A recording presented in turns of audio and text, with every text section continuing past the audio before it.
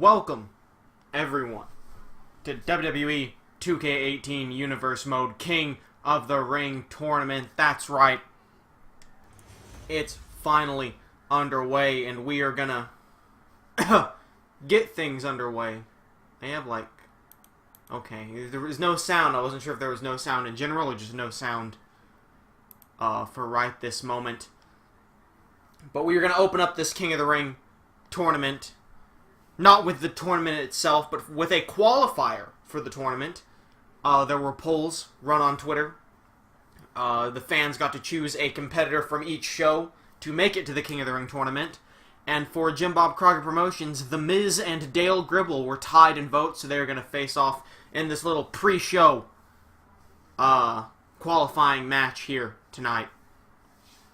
And we're gonna run down your competitors, your rules, and other breaking announcements as this qualifier gets underway. So the winner of this match will be added to the 8 superstars representing Jim Bob Crockett Promotions here at King of the Ring. 8 superstars from both shows will be competing. 6 decided by the general managers, of each show. 1 from each show selected randomly to be their singles debut here in the tournament. And 1 person voted for each show. Darren Young winning the vote for Friday Night Fights, and these 2 tied in votes, fighting, of course, for the right to represent their show and to potentially become King of the Ring. Your lineup for tonight's King of the Ring tournament in no particular order, since I can't make the order until I know which one of these 2 is going into it. You have the UFC legend Conor McGregor on the Friday Night Fight side. This is nonsense. Miz has done nothing wrong, but he has the fight for spot on King of the Ring on Mizzard Monk. That's how votes work, alright? It was a tied vote. It's completely fair. I'm not playing favorites. They were legitimately tied for votes, so they're having a qualifying match. That's only fair. But on Friday Night Fight side, there's going to be Conor McGregor, Bret the Hitman Hart, the Cruiserweight, Drew Gulak, the half-magician, Victor of the Ascension. Nice job by the Miz. I don't know if you would consider it current or former. Hello, Hunter Banks. Welcome to King of the Ring. I don't know if you would consider him current or former King of the Ring winner, but he was the winner of the 2K17 King of the Ring. It is Cookie Monster. Darren Young winning the vote as we see a Skull Crushing finale. It looks like The Miz will be joining the Jim Bob Crockett Promotion side at the end of this qualifying matchup. Oh, Dale Gribble staying in it. So we'll continue running down here. Darren Young winning the popular vote for Friday Night Fights. The Godfather will be making his singles debut here at King of the Ring for Friday Night Fights. And of course, God-tier gentleman Jack Gallagher will be participating in the tournament. Jack Gallagher undefeated. But will that continue? Will he ride that momentum all the way to becoming King of the Ring? Or will he lose? And much more concerning to me, will he somehow get injured in this tournament? He's going through a... Wait, what is this? Why is Dean Ambrose coming out? Wait. It's just a qualifier on the Dean Ambrose apparently not wanting The Miz to make it to King of the Ring. Dale Gribble from behind, but Miz was ready. Wait a minute. I wasn't expecting this. Honey, you just came just in time to see the tragedy of a match where Miz is forced to fight for a spot in the tournament he should automatically be in. Hello, Hunter Banks. Listen, if you wanted him to get in here without having a match, you should have got your friends to vote. There's nothing against that. You're lucky I didn't send the poll to my friends who don't watch the show, because they would have probably all voted for Solid Snake, and then Miz wouldn't have been here anyway. I don't know why Dean Ambrose came out to ringside. I have actually no idea, but we're going to move on. Continue what I was talking about. That's your Friday Night Fights lineup. This is nonsense every time Dale gets help and then gets a fluky win. I don't know. Miz seems to be holding his own here. Although, even I have to admit, it's going to be real tricky for The Miz to pull through this King of the Ring tournament, considering he has to have an extra match above everyone else. If they tie, then having a match as a tiebreaker is the logical thing to do. You see? It's only fair. They don't even have to be in this tournament. I could have put someone else. A pocket sand from Dale Gribble. Pocket sand, right? Wait a minute, what? The Sheamus! Sheamus coming out to distract Dale Gribble now. An eye for an eye. As Ambrose is still there at ringside. Dale doesn't see him from behind. Schoolboy roll up. Oh, but Dean Ambrose, what is happening? This is a pre-show qualifying match. Why is it absolute chaos? Dale Gribble looking for some pocket sand. It's only fair. It's what is going on here? I'm going to say this real quick before more chaos breaks out. On the Jim Bob Crockett promotion side, making their singles debut, it is Razor from the Authors of Pain, Bo Dallas, Donald Trump, Tommaso Ciampa, Rikishi, Big Papa Smurf, the Punchy Boys champion, Kilberg, and it looks like it's going to be The Miz as he locks in that figure 4 leg lock, which no one has ever escaped from, and The Miz is joining the King of the Ring tournament. Sheamu the Moon, the newest member of the Mizzards. I'm not so sure if Sheamus is joining the Mizzards as much as he might just be hating, he might just be against Dean Ambrose. I don't really know what Sheamus or Ambrose is. Future tag team match. Yeah, we're setting up Survivor Series. Oh my god, wait a minute. This actually does kind of set up a Survivor Series match. Oh, fuck. Oh, shit. Oh, god damn it. Alright, wait a minute. So originally, this is breaking the fourth wall a little bit, for Jim Bob Crockett Promotions, special, like their show exclusive Survivor Series match, it was gonna be like 8 debuting superstars who haven't really gotten much time to shine, and then like the winners were gonna get some kind of push or something. But fuck, man, I think we might be having a Mizzards and Sheamus versus The Shield. Dale Gribble, maybe? I don't know. I think we already overdid the Dale Gribble. Maybe the Shield will get someone else to help. I don't know. But maybe something for Survivor Series coming up here in the next few days. Oh shit, Miz when I missed that. Dale's hand was under the rope. Told a regular match would be better than the official tournament match.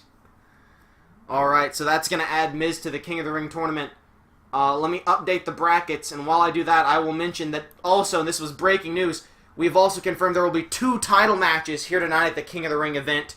The Brian Kendrick will be putting the Recognized Character Championship on the line against your boy Dave. Whoa! Go Dave! Dave, of course, getting this title shot after the Brian Kendrick screwed him with that dirty pin in the tournament that the Brian Kendrick would go on to win and then win the Recognized Character title. And Black Ranger will finally be putting the Fight Master Championship on the line against the new singles competitor, Cesaro. And that's all going to be later on in the show, as I'm trying to update this now. There we go. Add The Miz to that list. I'll show you the bracket here in a bit. Once we get it generated, I'm going to sound far away from the screen because I got to walk over here to see what's happening, see what it all looks like. That's good. Let's shuffle the seeds. Continue with the seed shuffling. Yes, this is going to be completely randomly decided. Alright. Alright, return to the bracket for a preview. We're going to... That's a good bracket. Let's make sure... Alright, that's fine. This needs to be changed. For this, that didn't, okay, there we go. That's fine. This needs to be changed. For this needs to be changed for this. Alright.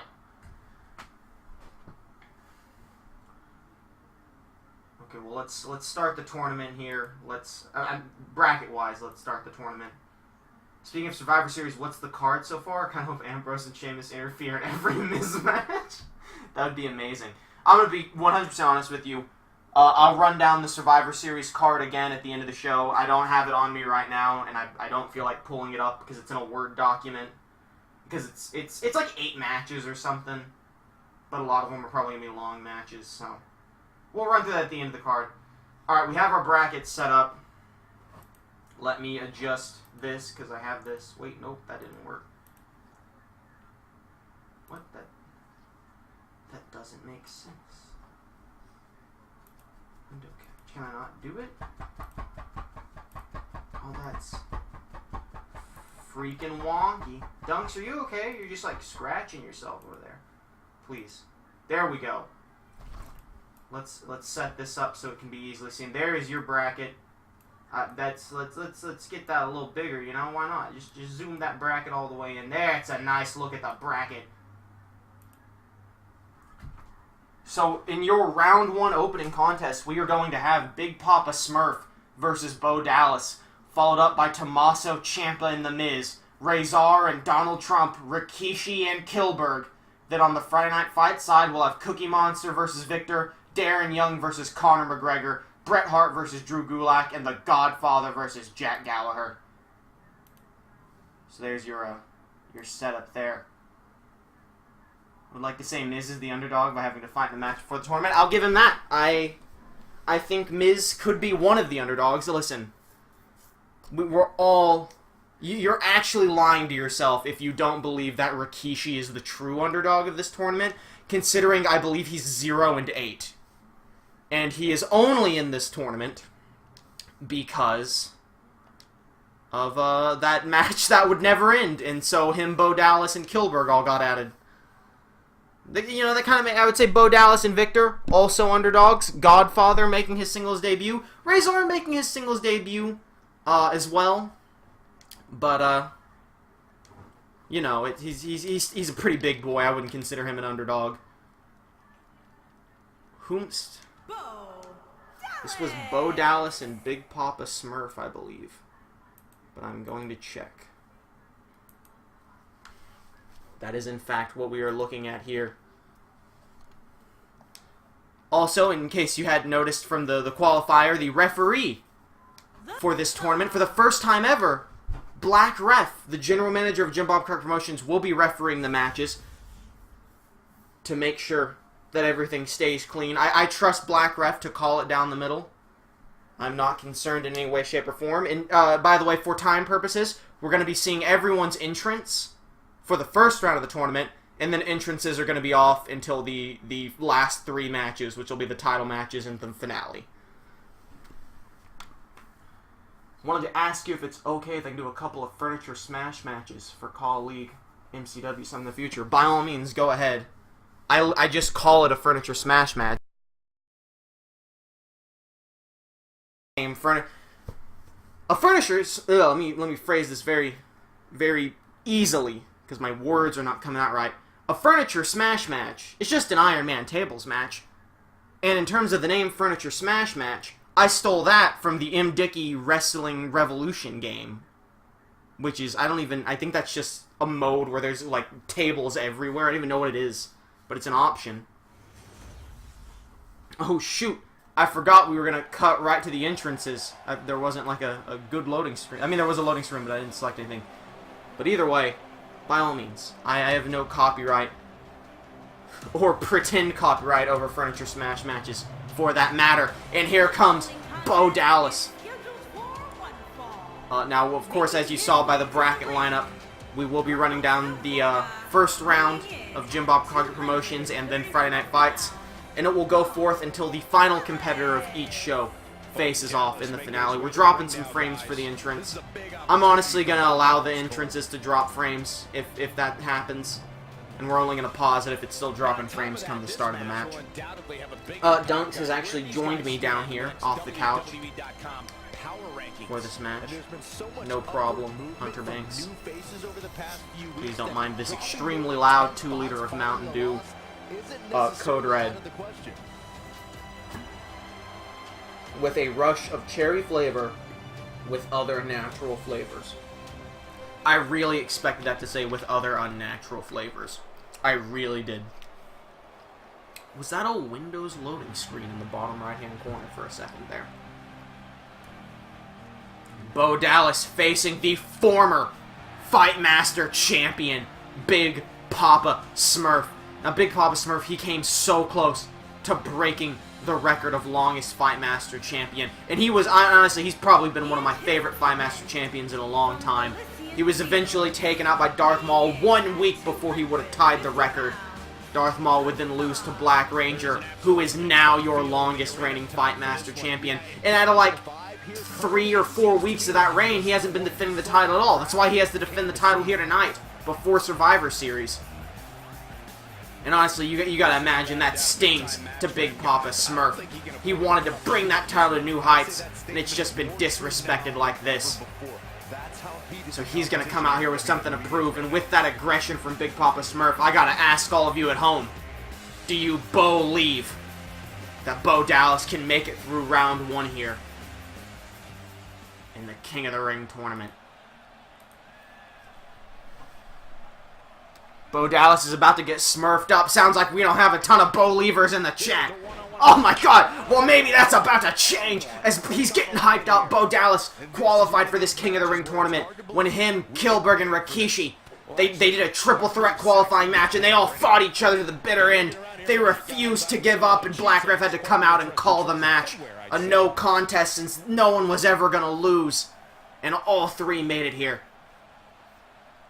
As we see, and I'm going to adjust my mic for a second here. Big Papa Smurf locking in that camel clutch, but Bo Dallas getting out of there. Frosty Vamps, Bo leaves in the Mizzards. You know, you got to wonder, sure, The Miz, you could consider him an underdog. He might have had that 1 extra match. But really, he probably has the most friends out of everyone in this tournament. I mean, the Godfather might have more hoes than The Miz does friends. So I guess if the hoes start interfering, Godfather might have that advantage. But until we know that for sure, you know, Miz could have his Mizzards run at any time, or just random people like Sheamus. Reverse DDT by Bo Dallas. Really, nothing is off limits here in King of the Ring. And anything could happen. This could be the most surprising, the most unexpected event of all time. You get what I'm trying to say. Big elbow onto Big Papa Smurf. Followed up by another big elbow.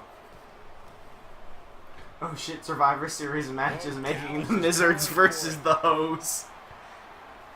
That would be pretty good, because that would also be a Jim Bob Crockett Promotions versus Friday Night Fights if we didn't already have our team set. There was a part of me that considered making the King of the Ring finale at Survivor Series, since it's Jim Bob Crockett Promotions versus Friday Night Fights. But I kind of like, unlike Worst of the Worst, or whatever, I'm not going to call that tournament Worst of the Worst. I just don't have a name for it yet. But unlike that, where the finale happens at WrestleMania, I think King of the Ring is best held on its own secluded event. Normally it would just be the King of the Ring. Oh, Bo Dallas taunting in front of Big Papa Smurf. Normally it would just be the King of the Ring matches, but I was feeling spicy. So we're going to have those 2 title matches as well. Oh, Big Papa Smurf reversing whatever Bo Dallas was going for there in the corner. Big sidewalk slam from Big Papa Smurf. He doesn't appear to be in a hurry to get up here. I just don't think he has now, it in him anymore. Bo Dallas really getting pummeled. Should call it the Ultimate Jobber Tournament, perhaps. I'm considering literally just making it. Oh my god, Jackhammer from Big Papa Smurf. Consider just making it like a Halloween Havoc pay-per-view. Halloweeniest Havoc or something. Maybe just Halloween Havoc. Tribute to the troops, but because everyone dies. I don't know. Dark humor. Shitty Greatest Royal Rumble humor. Anything really goes. The WWE Worst Cup. There's a lot of options here as Big Papa Smurf catches the leg of Bo Dallas. But Bo Dallas fighting back, not giving in. Backbreaker to Big Papa Smurf. I gotta be honest here. I normally consider myself a Bo Leaver, but I guess I just didn't Bo Leave hard enough. I really thought Bo Dallas was gonna get squashed here, but he's putting up a hell of a fight.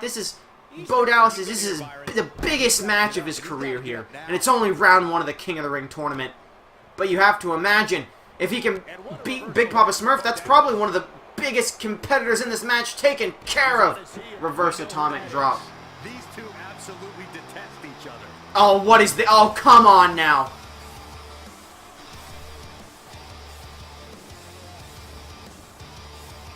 He's lining him up. Whose music is that? Oh my, Ambrose! Oh my god! Dirty deeds! What is going on? The ref doesn't see it. Ambrose rolls out. What is happening? What is that lunatic doing? He just screwed from down. He's out here screwing everyone. Oh my god. Big Papa Smurf's laughing to himself as he barely makes the cover. 1, 2, 3, Bo Dallas. No. He was doing so well.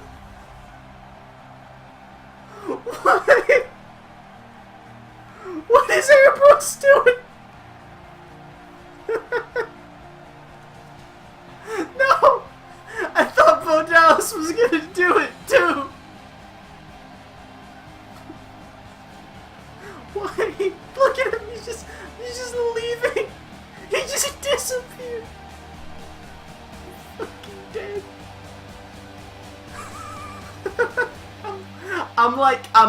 I'm in hysterics, but I'm also furious right now. So Big Papa Smurf moving on to the next round of the tournament. I'm absolutely livid. Unfucking believable. Dean Ambrose interfering for the second match here. Now ignore the SummerSlam logo. Interfering for the second time tonight. What about the slow bone tournament for worst of the worst? I don't get it. Why the slow bone tournament? I think Dean wants to be on the show. It's not my fault. Black Ref's the one doing that. Alright, I'd like to report scores. Big Papa Smurf. He is the winner. And we are going to move on now to, I've opened up the wrong thing here. Reminds me of a tournament the Magneton does, sometimes called March Sadness, where they have a set of competitors that don't do well at the tournament. They have to win a match in order to keep their jobs. If they get the overall loser tournament, they get fired. That is actually literally what the worst of the worst tournament is, except the last 2 losers have to fight at WrestleMania in a death match where the loser dies. So it's actually a much more violent and depressing version of that exact concept. But let's move on here to our next match, which is going to be Tommaso Ciampa versus The Miz. Which I'm gonna find and pull them up right now. All of this is good, of course. Change the arena, please, to the arena I have downloaded for this exclusive purpose. Dunks, what are your thoughts heading into this match? Tommaso Ciampa versus The Miz. Who could be going all the way? Dunk seems very uninterested in the Ciampa-Miz match. Also, I believe Bo should get a match with Dean Ambrose to get revenge. Fuck, man, I'm like... we might go with the Mizzards. But, like, then there's Sheamus, and you can't do 5-on-5 matches, even though you should be able to for Survivor Series. Wait a minute, there's only... Okay, wait. We can't have Ruby Riott at ringside anyway, so maybe we could go Sheamus, TJ Perkins, The Miz, and Bo Dallas versus The Shield and someone else? Maybe Ambrose just has to fight everyone. I don't really know what's going on, but I do know that it is time for the second match here in round 1 of the King of the Ring tournament. I keep putting up SummerSlam by accident, I'm sorry. I really should just remove that image. I didn't even get a King of the Ring image. I'm so fucking lazy. Why did I only get an image for SummerSlam? Tommaso Ciampa. He made his way into this tournament by winning in a 8-man over the top rope battle royal. I don't even remember when it was. Was it at SummerSlam? Here comes Tommaso Ciampa. It was the over-budget battle. He won the over-budget battle royal at SummerSlam. That's right. Because I really wanted Kirby to win, and he eliminated Kirby last, like a piece of shit. Tommaso Ciampa, formerly of the team #DIY. They went their separate ways when Johnny Gargano got a double curb stomped on his head by Shinsuke Nakamura. Because, you know, Ciampa just felt like he was at a high point in his career, and Gargano was at the low, and he split up. They didn't attack him or anything. They just went their own ways.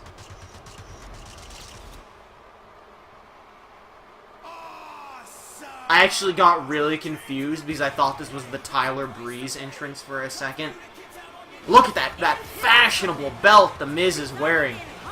Where did Miz get such a style and belt like that? It's absolutely beautiful. And you know what? Maybe Miz can get a matching crown to go with his extremely fancy belt, should he win the King of the Ring tournament here. Of course, Miz won that qualifying contest on the pre-show against Dale Gribble when both Sheamus and Dean Ambrose again interfered with that opening match. But things were able to come full circle, and Miz thought Ciampa was just taking a nap for a fucking second. That was a weird way for him to roll out of the ring. Wait a second, the people what, behind the stage don't look real? Are there people behind the stage? There shouldn't be people behind the stage. There should be people in the crowd. No, those might be spooky jump scare ghosts back there. Maybe Dean Ambrose is trying to warn everyone there's ghosts, but no one will listen to him. They just call him crazy because he's a lunatic. Either way, we'll worry about the ghosts later. We're gonna get into this Miz versus Ciampa. Going to be a struggle in every sense of the word. Neither man looks like they are remotely entertaining the idea of backing down. This is gonna be good. Man, this card is just packed with so many great matches, and this one is definitely among the most anticipated, I'd say. As we get started, let me say that every time I'm in this arena, I can't help but think back to December 1998 when Mick Foley won his first WWE Championship. So painful.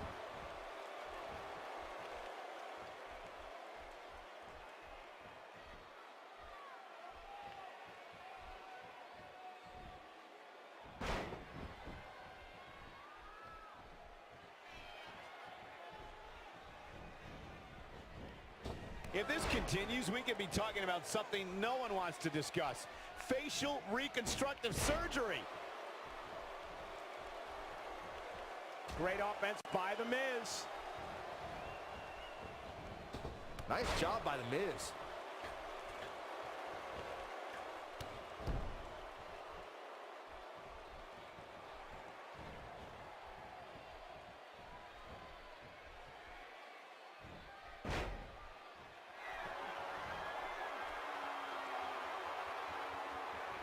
He's starting to feel it here.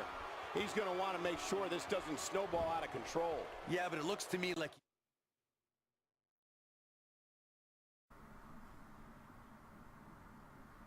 Alright. I had a bit of an accident.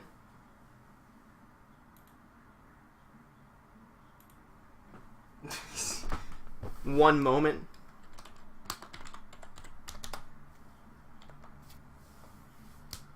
So let's make sure everything's up and running. So what happened was, and my mic's fucking wonky again.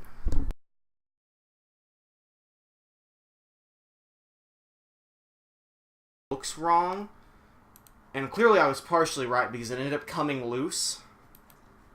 And so the mic just unplugged itself, but only just slightly, so I didn't even notice it until chat pointed out my mic was off. And this didn't make much of a difference for those of you watching on YouTube, but for those of you watching the stream, sorry, I had to restart the stream because my mic, even if I plug the mic in, OBS will not recognize it if a stream is currently going on. So I had to completely restart OBS in order to get my mic working again. So let's get back into this contest. I don't even remember what I was saying. Alright, Ambrose. So, Dean Ambrose, he's a member of the Jim Bob Crockett Promotions roster, right? That's Black Ref's territory. It's his dudes. But also, he has only interfered with matches containing members of the Jim Bob Crockett Promotions roster. So this is entirely a Black Ref situation that he needs to take care of. As we see, what a back body suplex there by Tommaso Ciampa, who's really been giving it to The Miz here in this match. Haven't really gotten to make much point of it, but he is absolutely destroying The Miz right now. But Ambrose, he running on these matches all he wants. Maybe Black Ref will do something about it. Maybe not. I mean, I'm sure he doesn't even realize Black Ref didn't see Dean Ambrose take out Bo Dallas in that last match. Yeah, that could have been bad. Mizzard's got this. Frosty Vamp still behind the Mizzards, even though Ciampa's been tearing him apart.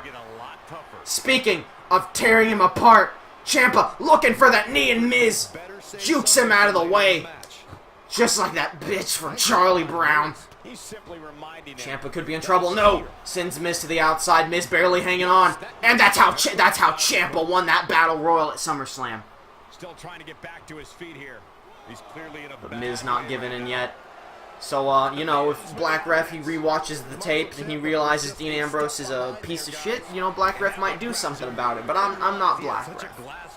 If we had some dudes from Friday Night Fights running around going wild, I might do something about it, I might not. Depends on what happens, Dunks. Trey, what are your thoughts on YouTube shutting down temporarily yesterday? I was watching Raw and then SmackDown 1000 back-to-back, so I completely missed the YouTube shutdown. So I do not know why it shut down, and I was completely unaffected by it. As Miz now, looking for that skull-crushing finale. Oh!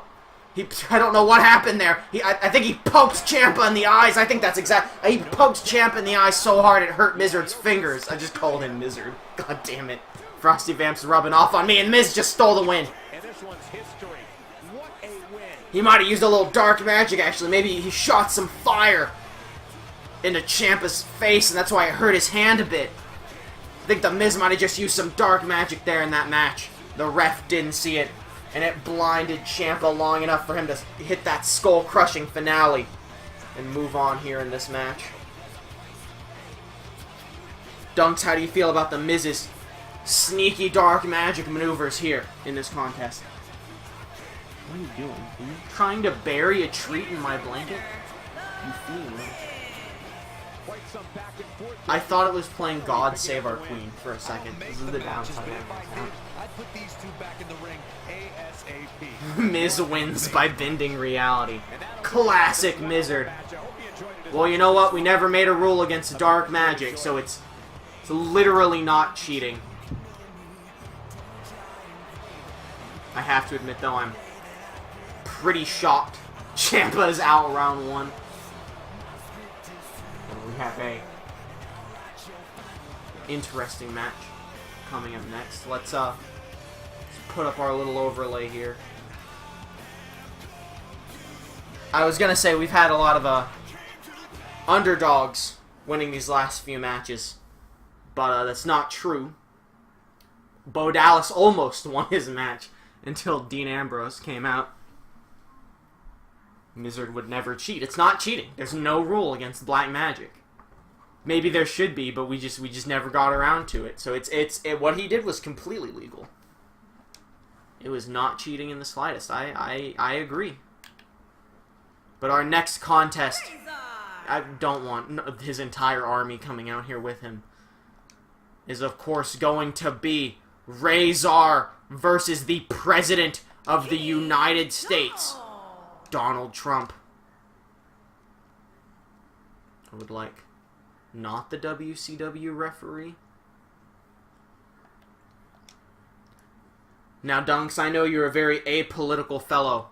Are you rooting for Razor or for Donald Trump here in this match? Donald Trump or Razor? Oh, Dunks has chosen Donald Trump as his predicted winner here in this match. Now, those of you unaware of Dunks' predictions, they almost always go poorly. So things are looking real well for Razor in this opening King of the Ring contest. This opening round King of the Ring contest. Is your little foot hurting you, Dunks? He's like, I don't like it. I'm sorry. It's hard being a thick lad sometimes. When it comes crashing down and it hurts inside. I don't know the rest of the words. But Dunks, he's a real American. And you know who else is a real American? Razor, who has a history, an MMA background, which could give him, you know, a bit of an advantage. Razor, a well-known shoot fighter, also king of jump scares. That is absolutely a fake crowd. What is that? I don't even have a... Why is there just a poster board of a crowd there? I know, Dunks. It's weird. Even he's mad. He's like, what is this? It's like a Super Mario 64 painting. Now, I believe this is Razor making his way down to the ring. It could actually be literally anyone underneath that mask. It could even be Dean Ambrose. But we'll just have to... I mean, the tag on his shirt does say Razor, but that doesn't really mean anything.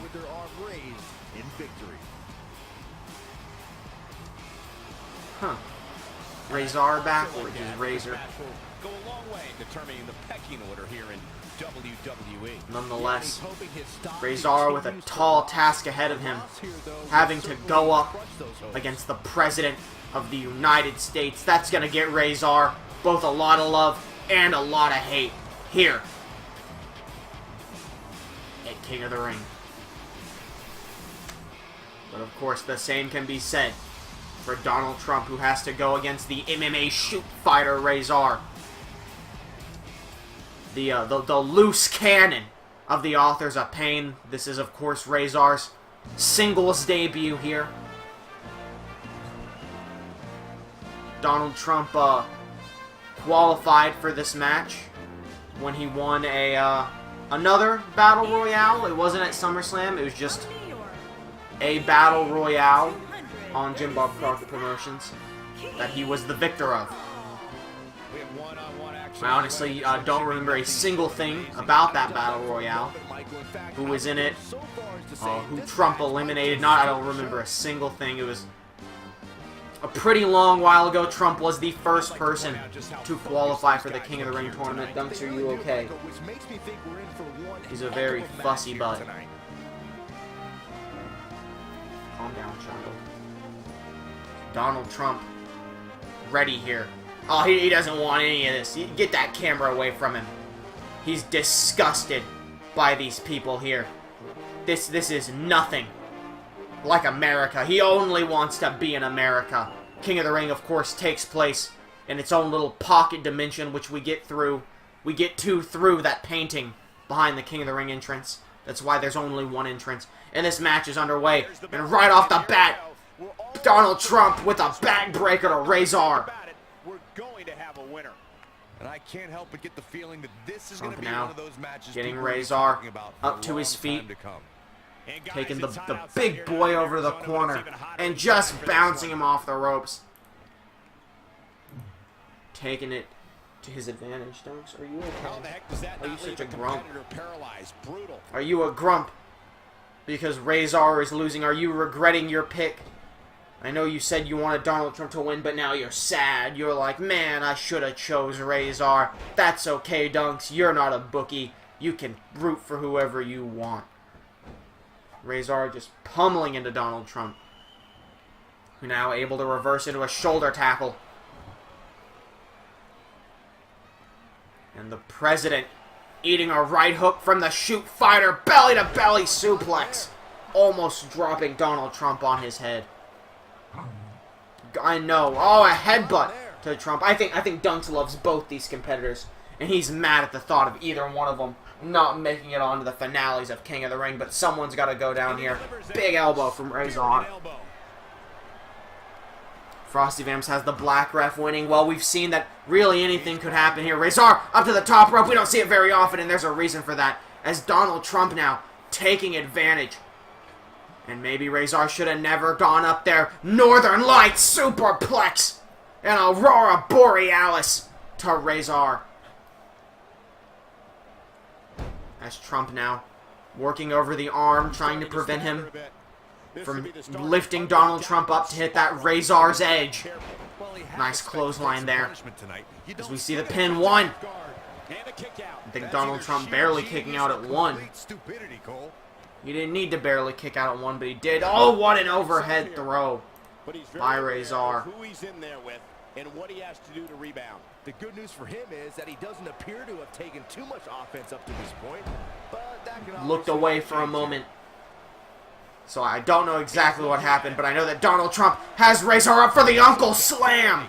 Now that's how you And apparently, 1 Uncle Slam was not enough for Razor, as he's going to pick him up. Gesundheit for a pile driver to Razor. Talk about a shoot fighter. Donald Trump going for the pin. 1, 2. Oh, but Razor able to kick out of both an Uncle Slam and a pile driver. Donald Trump cannot believe it. Dunks cannot believe it. Big knees there to Razor. As we see him now getting Razor up to his feet. Pile driver indeed. Big overhead toss. And look at Trump, Mr. President, relaxed in the corner, knows this is an easy win for him here. Dunks, you get off me, okay? Thank you. Trump could be, I thought he was thinking about a figure 4 leg lock. But it looks like he's just working over the leg of Razor instead. Razor says, no, no, no. Oh my God! Pop-up spine buster by Donald Trump. Oh man, what a beating he's taken. You can see the lights are And Trump has him up for a second Uncle Slam. Game, set, match. This one Dragging him away from the ropes. the force of that. Be back in a bit. All right, 1, 2, and Razor kicking out of a second Uncle Slam. Donald Trump in complete disbelief. And he is looking to finish Razor here, giving it everything he's got. Oh my God! The MAGA clothesline. Donald Trump's secret technique. No one able to get out of it, and Razor is no exception, as Donald Trump is the victor. The big screw. Don't eat this tree. We'll get it. And we see this pile driver that Razor was able to kick out of. Very impressive dunk stop.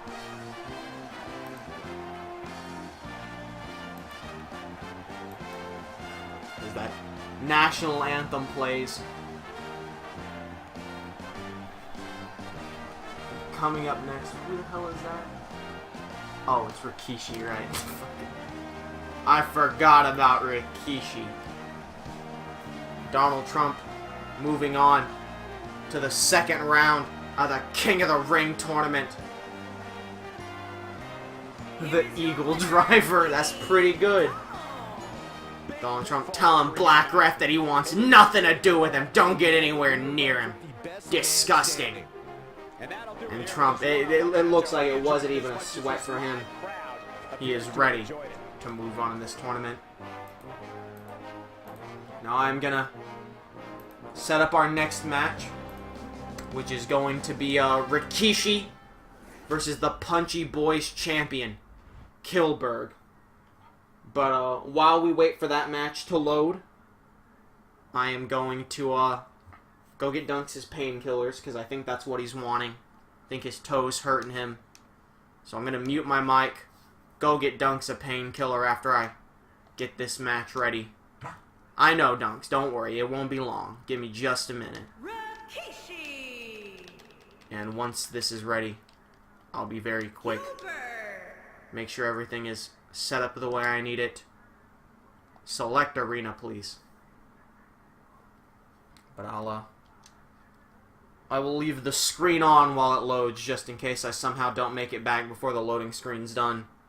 You'll still get to see the entrance and everything, so I will return here very shortly.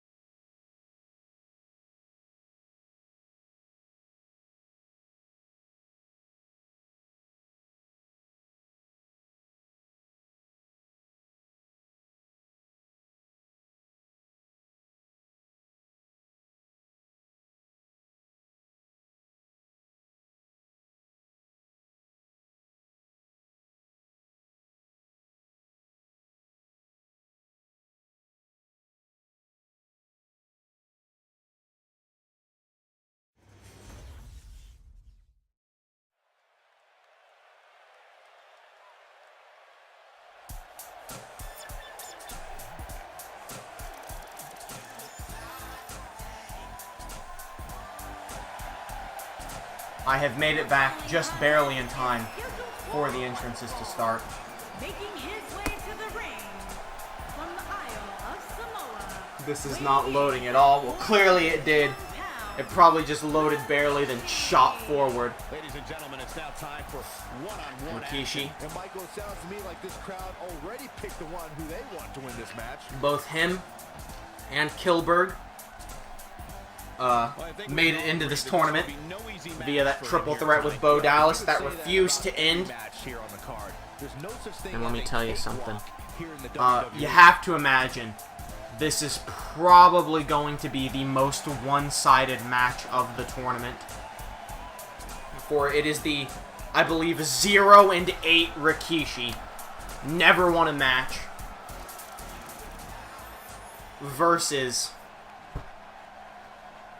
the Punchy Boys 2K18 champion, Kilberg. The corpse of Gilbert risen from the dead by the Mizzards. I guess, I don't know, maybe would you consider Kilberg a Mizzard? Who knows? Maybe you would. Of course, these are the Mizzard cultists bringing Kilberg to the ring.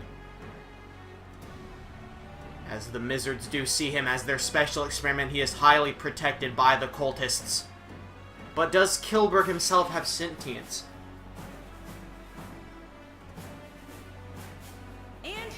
Does Kilberg know he's a part of the Mizzards? Or is he just a ghost in a body, a demonic spirit inside the corpse of a once beloved superstar? Who really knows? All I know is that this is the final match for the Jim Bob Crockett Promotions roster here in round 1 of the King of the Ring tournament before we move on to the Friday Night Fights roster. And Rikishi, he's got to be sweating bullets, knowing that he's got to go up against Kilberg here in round fucking 1. The crowd, scared, amazed, and excited to see this creature known as Kilberg right in front of them.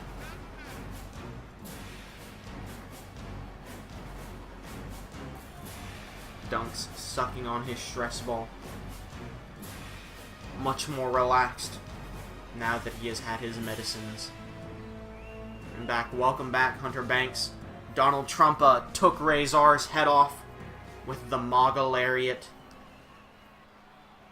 It is now time for Rikishi versus the Punchy Boys 2K18 champion, Kilberg. And this match is underway.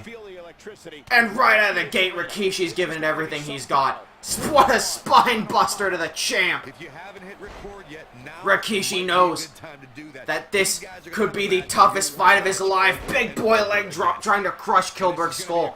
Rikishi coming out of the gate, swinging with everything he's got. Rikishi now wrenching the head of Kilberg, but Kilberg fighting back. Big punch to Rikishi there.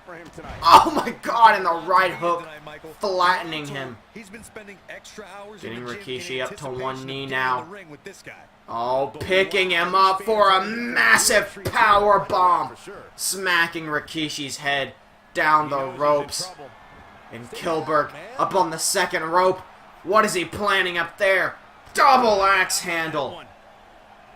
And in the pin, is that enough from Kilberg? No, Rikishi not going to go down that easily.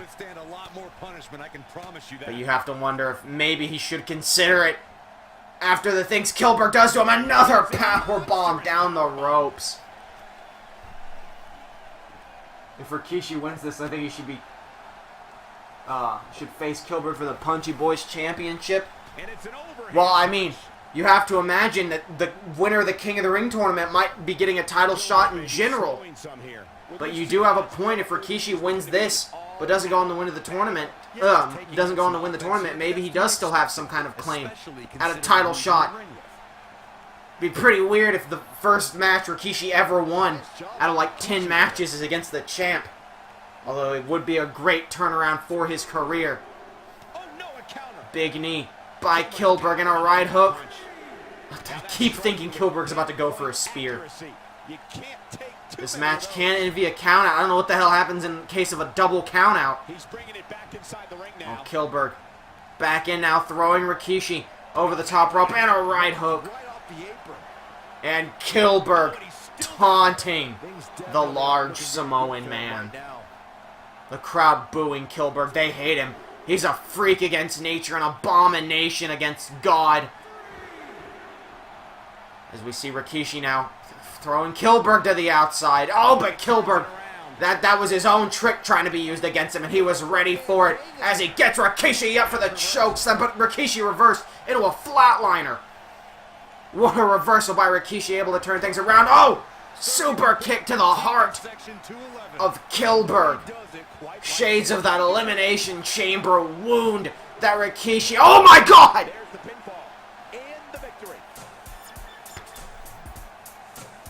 What? That's absolutely incredible.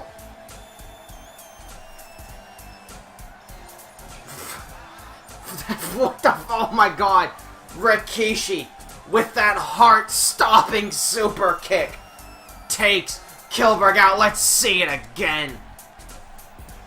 And Rikishi wins his first match ever here at King of the Wing.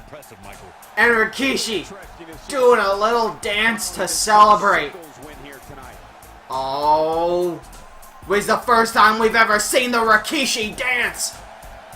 Because he's never won a match in his entire career, and he just beat the Punchy Boys champion. The biggest victory of Rikishi's life, the only victory of Rikishi's life. And he's jumping and dancing and feeling great.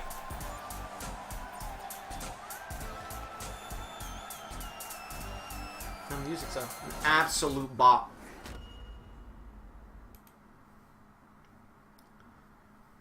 Well, you have to imagine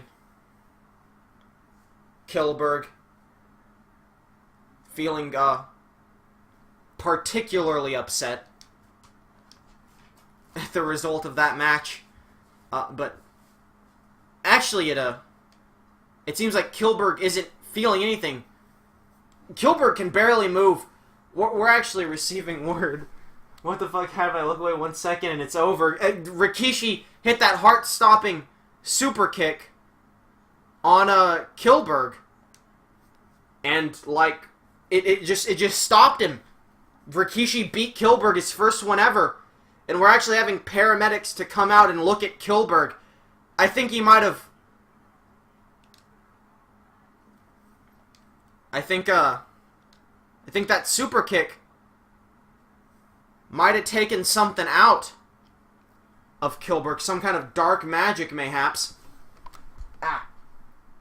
Kilberg goes from beating Braun Strowman to losing to Rikishi. Odd turnaround. I know, right? But we have paramedics looking at we have paramedics coming out to check on Kilberg. It seems like maybe whatever was bringing him to life was stored inside his chest. Maybe based on where that X over it is, and that super kick might have done some damage to it. I mean, I know the Mizzards are an affront to God, and this is a horrible thing they did.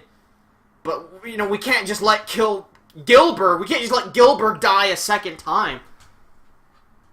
No such thing as dark magic, only good Mizzards magic. Well, I mean, even if Kilberg should be dead after Black Ranger killed him, the point is we can't just sit back and let it happen again, so we're getting these EMTs to take him out to the back now. And try and hopefully get this man taken care of before we continue this King of the Ring tournament. So hopefully everything is good and dandy here. Oh, there we go. He's getting up. He somehow survived it. Oh my God! Carl Anderson running in. Kilberg, he was something we just confirmed. He just got super kicked right in the core of where the dark magic is from. And Carl Anderson is cashing in the Money in the Bank briefcase. Oh boy, he is rolling. But Kilberg, he's not going down that easy. He may have had some damage to his dark magic core, but that doesn't mean he's ready to give up. Oh, what a running drop kick from Carl Anderson. This is just reviving him as Darth Gilbert. Well, I guess he doesn't need to be revived. He managed to survive. But will he survive this brain buster to the knee of Carl Anderson? As the champ now getting to his feet, Carl Cutter into the pin. 1, 2. No, Kilberg stays in it. The crowd going wild. Carl Anderson, the biggest opportunity of his life, cashing in this Money in the Bank briefcase, calling for Kilberg to get up to his feet. Oh, misses the drop kick. And this could give the champ a moment to catch his breath. He's still got to be weak. Pump handle, no. Carl Anderson falling through. Doing a head move to damage the head even more. Carl Anderson, German suplex to the champ. And you know what? When Braun Strowman was the champ and then Kilberg became the champ, we all said, big boy syndrome by Carl Anderson, we all said Carl Anderson would never want to cash in against one of them. But I have to admit, this was probably the smartest time for Carl Anderson to cash in. Even if it's horrible to watch, it is a brilliant ploy by the possible future champ. Oh, running STO by Kilberg.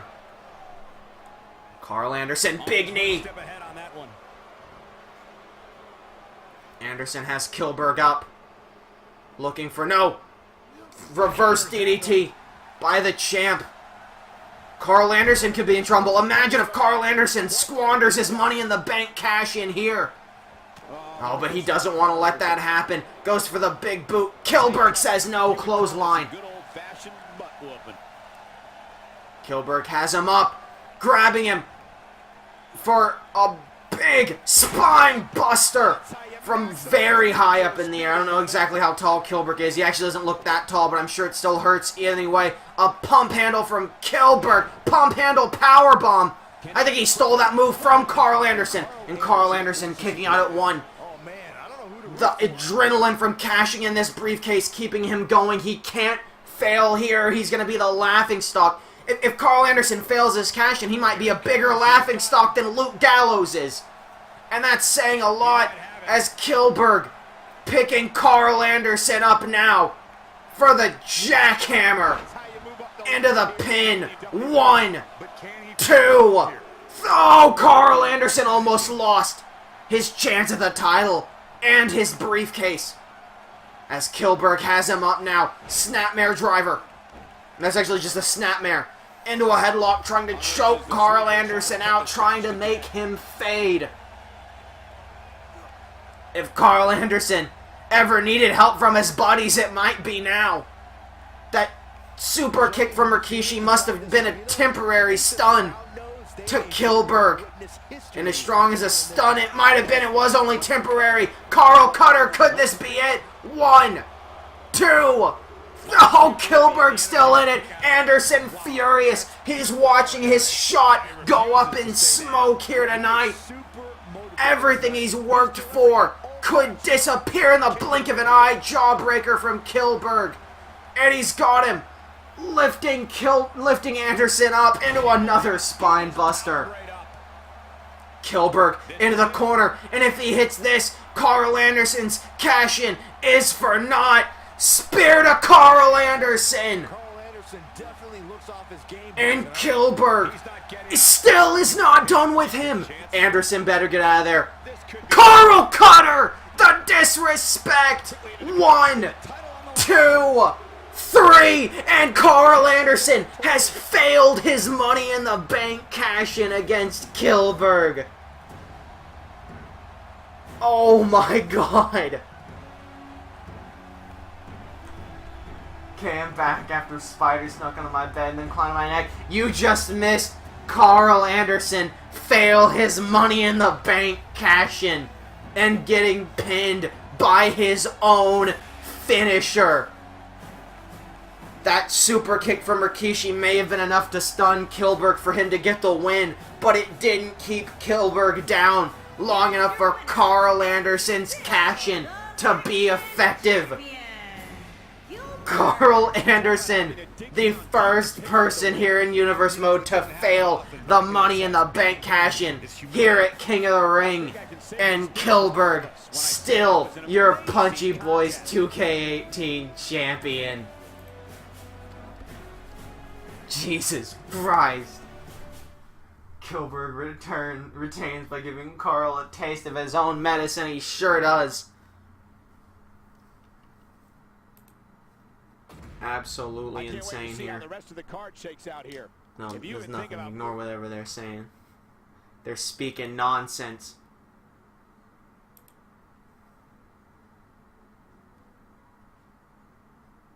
But even if Kilberg walks away as the champion, it is Rikishi who moves on to the next round of the tournament. As we can take a quick peek here at your current tournament standings as we move on to the Friday Night Fights roster. The next match is going to be the winner of last year's King of the Ring tournament, Cookie Monster, versus Victor of the formerly of the Ascension. The Ascension, of course, drafted to different shows during the draft. Connor to Jim Bob Crockett Promotions, Victor to here. So I have. This is actually. I'm receiving word that Victor was attempting to fly himself to the King of the Ring arena, and he muffed it up. He had a bit of a mistake, and he unfortunately landed himself in the wrong arena. He has still not mastered his ability to fly. So Cookie Monster was kind enough to go meet him at that arena, so that he wouldn't be late. So this Cookie Monster versus Victor match is going to take place over at the Jim Bob Crockett Promotions arena, and where I know, very weird place for him to land. That's the wrong one again. But we'll fly the winner out to the King of the Ring Stadium after this match. Apologies for this bit of a slip-up by Victor as he tries to harness his power of flight. I must assume that Carl must have done something to Kilberg. Lose to Rikishi, but didn't last long enough. Rikishi super kicked Kilberg in the chest, right where his scars are. That completely laid Kilberg out. Rikishi won. We had to send EMTs out to Kilberg. We believe there's some kind of dark magic in his chest where those scars are. And Rikishi super kick knocked him silly, almost knocked him back to death. Carl Anderson tried to cash in on the dead body of Kilberg, but Kilberg was only temporarily stunned and was able to fight back, regain his power, and defeat Carl Anderson, making Carl the first man to fail his Money in the Bank cash-in. Why is there a lot of people there? Well, you know, it's, they were doing house show circuit. It was the Jim Bob Crockett promotion house shows. We'll be back in a bit, alright? You know, we were just, we were having some house shows, and boy, what a surprise for the people who paid for this house show to find out that, they were gonna get a King of the Ring Round 1 match here. And not only are they getting a Round 1 King of the Ring match, they are getting a Round 1 King of the Ring match featuring last year's King of the Ring winner, Cookie Monster. Go so far as to say this match might just steal the show. And the good news is Doing a house show in a stadium? I told you, Jim Bob Crockett Promotions gets all the budget for the entire company. That's why Friday Night Fights is in gymnasiums. Jim Bob Crockett Promotions out here blowing money on stadium house shows with advertisements and everything. Snickers sponsors Jim Bob Crockett Promotions house shows, alright? That's how much money they get.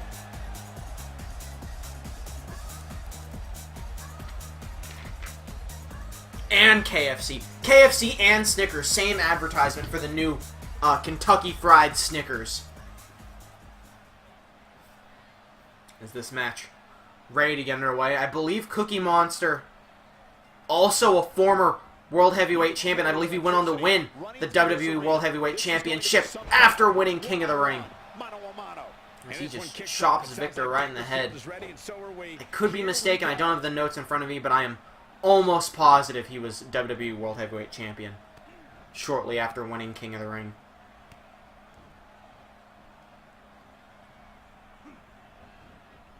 In fact, I think he either lost the War Games match or he was cashed in on by CM Punk. No, Curtis Axel was cashed in on CM Punk, because that was the joke, was that everyone cashed in on Curtis Axel 2 years in a row. Ironic. I believe the first year was by Dean Ambrose as well, who thankfully has not showed up since his first 2 interferences. Fried Snickers sounds like a real thing. Fried Snickers is a real thing here at the State Fair.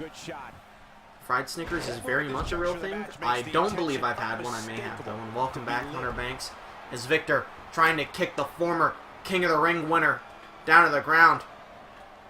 And this could be the, I mean, this absolutely 1000% would be the biggest win of Victor's career, to topple the former champion, the former King of the Ring, and move on to round 2. As Victor hits a hard punch there. Throwing Cookie Monster down. Victor going up to the second rope, trying to use those ability to fly, and he just falls right down with that fist on Cookie Monster. And maybe that was a bit more effective than just flying away. Cookie Monster kicking out at 1, though. He isn't going to go away that easy. Victor stomping Cookie Monster down. Found out yesterday that chocolate popcorn was a thing. It is. It's actually very good. I've had it. I quite enjoy it. Oh, choke bomb to Victor. Cookie Monster looking very dominant here as Victor gets up to his feet. And the Cookie Cutter. And that's going to be the end of the match. 1, 2, 3. Cookie Monster in dominant fashion, showing why he won last year's King of the Ring tournament. I feel like Dean wanted to be on the show, so he interfered in the pre-show, but realized no one saw him, so he did it again on the next show. You know what? That makes some sense, alright. Although, while it makes sense, I still don't understand why he interfered with the pre-show by, like, coming out as a distraction. Why'd he gotta hit Bo Dallas with the dirty deeds? What'd Bo Dallas do to him? Bo Dallas ain't done nothing wrong. Bo Dallas ain't done nothing. This was Bo Dallas's big break. He was gonna beat Big Papa Smurf until Dean Ambrose ran out. I'm furious. You're looking at the winner of Oh this my one. god, we got a hell of a match coming up here. Bosses going at it out there. Great match. What a match that was. Victor ladies and got gentlemen. wrecked, he Thanks sure for did. Wait a joining second, us. why does Cookie Monster have a human neck? It's not a neck, it's an arm. Cookie Monster is a puppet from the hit children's television show Sesame Street, and there's a human arm controlling said puppet, and that is the arm. Why does Cookie Monster have a bit of his neck missing so that we can see the arm? You're gonna have to take that up with makeup in the back. That's not my job. As it is time now for the next Friday Night Fights competitor match in the King of the Ring tournament. That's a big human arm. Yeah, well, there's like a whole dude in there, but like the arm goes up to the head to control the mouth, and the rest of the body is just in there making sure like the body moves. There's nothing covering the bottom of Cookie Monster. It's a very elaborate puppet. The fuck's his name? The dude who makes all the puppets. I feel like really bad for getting. There's like Jim something. Dude works very hard, right? He makes very good puppets. Nonetheless, Conor McGregor. we have, as you can probably hear in the background of the audio, we have a hell of a match coming up next. As it is going to be Mr. No Days Off, Darren Young versus UFC legend Conor McGregor. And I've said this for quite a few people, that it's the biggest match of their lives. And you know what? It's been true for every person I've said it for so far. And I think it's... I mean, it was a bit more true for Rikishi, but there's only... Aside from Rikishi, there's no one it's more true for than Darren Young facing off against McGregor here. Good thing Cookie Monster not on Friday Night Fights. There'd be no money for Jim. What the fuck are you talking about? He is on Friday Night Fights. It was him versus Victor. They're both on Friday Night Fights. This is why Cookie Monster doesn't get booked much, despite being a former world champion and King of the Ring winner. It's because we can't afford to keep bringing him out. But he is absolutely on Friday Night Fights. He just doesn't get booked there very often. But here we go. Conor McGregor earned his way into this tournament by winning that mock Survivor Series match on Friday Night Fights. Him, Bret Hart, and Jason Jordan were victorious. Curtis Axel eliminated from that match despite being on the winning team, which means he gets nothing. He's a loser. Jason Jordan, his reward is being put onto the actual Survivor Series team for Survivor Series, and Conor McGregor and Bret Hart, they get put into this King of the Ring tournament. He's never on the fucking show. Trade him for one of Good Folk Mizzards. I can't make any trades. Black Ref doesn't want to trade. He wants to hoard all the people to himself. I'm lucky I got Kirby before Jim Boss went insane and got taken away. And you know what? That should have been the first sign that he was a madman, was trading away Kirby. Fool. I think I also got the Monopoly Man from him, who I literally never used. And here he comes, Mr. No Days Off Darren Young. We ran a poll on Twitter, and we asked the fans, should Darren Young get King of the Ring off? And the fans said, hell no. And so here comes Darren Young, looking to continue to make his name. Honestly, in my opinion, my personal opinion, the greatest recognized character champion of all time. Trey, have you seen any videos from any of the video game wrestling leagues I mentioned to you before? I am going to be 100% honest with you. I have forgotten every single one of them, and I have not. The only wrestling game people I've been watching so far is New Legacy Inc. And that's who I usually watch. And then when I'm caught up on that, I'll probably continue watching Gore and Perkins. I don't watch a ton of wrestling games content because there's just so fucking much of it. And I watch like 8 hours of wrestling a week already. Actually, way more. Probably more like 11 hours a week. because I actually watch Mixed Match Challenge and all that shit. As Conor McGregor immediately takes Darren Young to the ground. I haven't asked Chat in a while. Chat, who do you have in this match? Conor McGregor versus Darren Young. And, you know, based on the fan votes, I gotta assume Darren Young has got to be the fan favorite here. Even if the fans don't think he'll win, they're probably rooting for him as Conor McGregor is just absolutely fucking... Please tell me all of my round 1 matches aren't just going to be squash matches. You know what? Maybe that's good, though. Because if all my round 1 matches are squash matches, that'll just mean my guys will be more rested when they inevitably get to the finale. And we're going to take King of the Ring. We're going to take all of King of the Ring home to Friday Night Fights. But who's going to be wearing that crown on their head? I'm personally rooting for Darren Young. So let's see how it goes. Big forearm.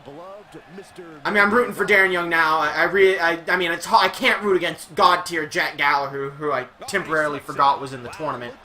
But I would love for the semi-final Friday Night Fights match to be Darren Young and fucking Jack Gallagher. That'd be a match of the century. Split on this one. Nah, I only voted for Darren to get his ass beat, you motherfucker. Why can Darren never have a single day off? You motherfuckers are running him dry. He's a hard worker.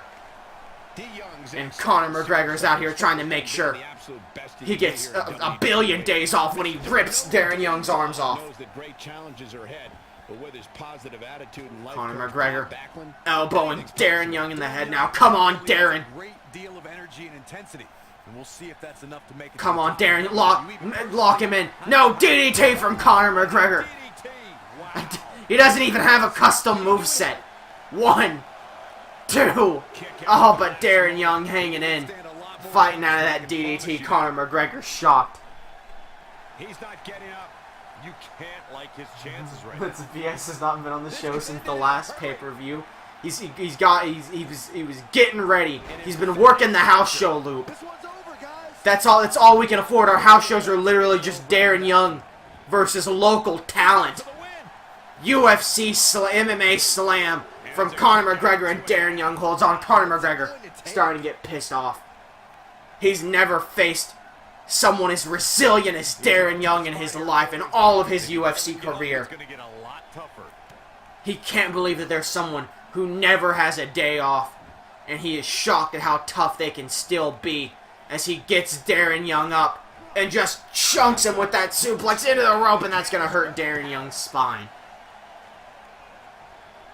Conor McGregor now Irish whipping him into the turnbuckle, but Darren Young with the DDT, the big reversal. This is Darren Young's big shot.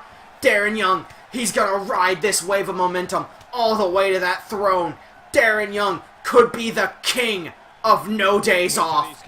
If Darren Young becomes the king, nobody will ever get a day off ever again, just as Darren Young intends.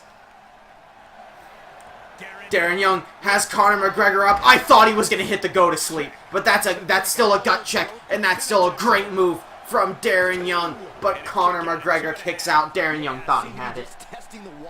Well, what a great, unique custom moveset from McGregor. How can you not root for him?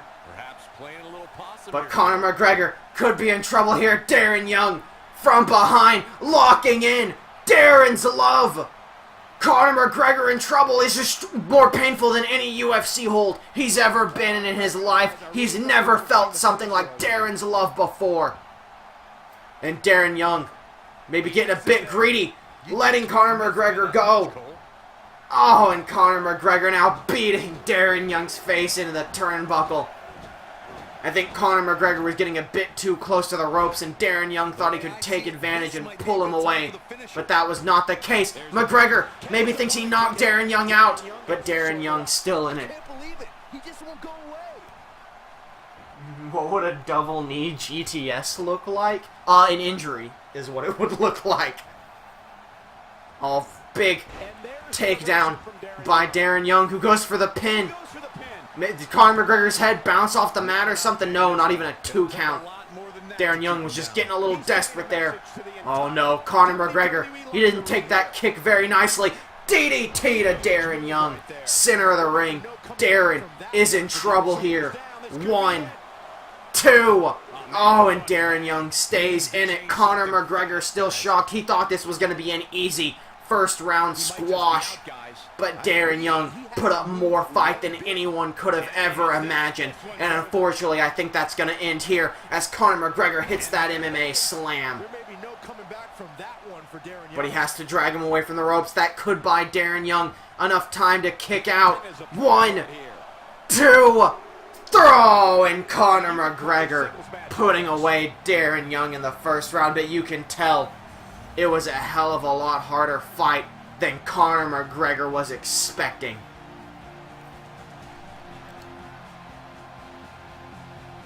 McGregor moves on to fight Cookie Monster in round 2 of this King of the Ring tournament. You know that's going to be an absolutely insane match.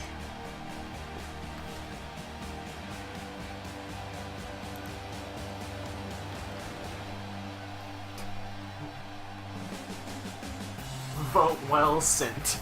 I'm gonna be honest, I kind of would have liked Godzilla in this tournament. I thought there were a lot of guys in that vote who maybe deserved to be in the King of the Ring tournament, maybe a little bit, but you know, whatever. Haha. Darren Young doesn't get days off. Funny meme, everyone. Conor McGregor, I'm so fucking pissy about that. Conor McGregor moving on to the next round. I'm gonna take a quick drink.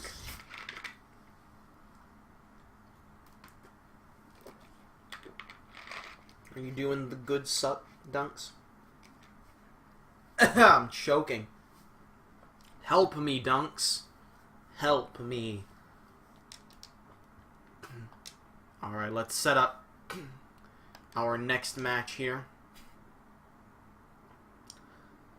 And it is going to be Drew Gulak versus Bret the Hitman Hart. An absolute technical masterpiece this match should be. Two gods of the ring. Which Bret Hart do I normally use? I guess it doesn't matter. Bret the Hitman Hart. We're gonna actually take the loading screen off. Welcome back, Hunter. You know Godzilla should have been in here, but to be honest, I did actually see him.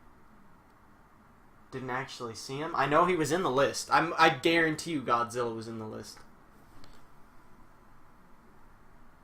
What the fuck is this realistic dream match? It's probably the best first round match of the tournament. Potentially the best match of the tournament. I am going to mute my mic for a second. I got to blow my nose and it's going to be gross. So I'll be back.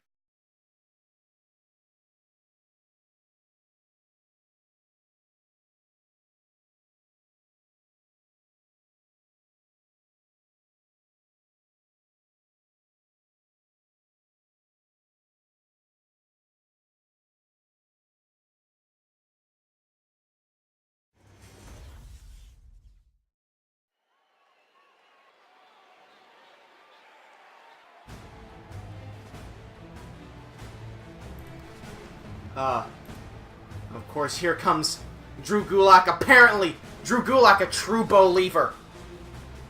You know, Drew Gulak, he told me backstage that he was pissed about what Dean Ambrose did to Bo Dallas earlier tonight, so he wanted to carry the Bo Dallas name all the way to the end of the King of the Ring tournament. He's not only fighting for himself, he's fighting for all of 205 Live, and he's fighting for all the Bo-Leavers out there. 193 pounds. Drew.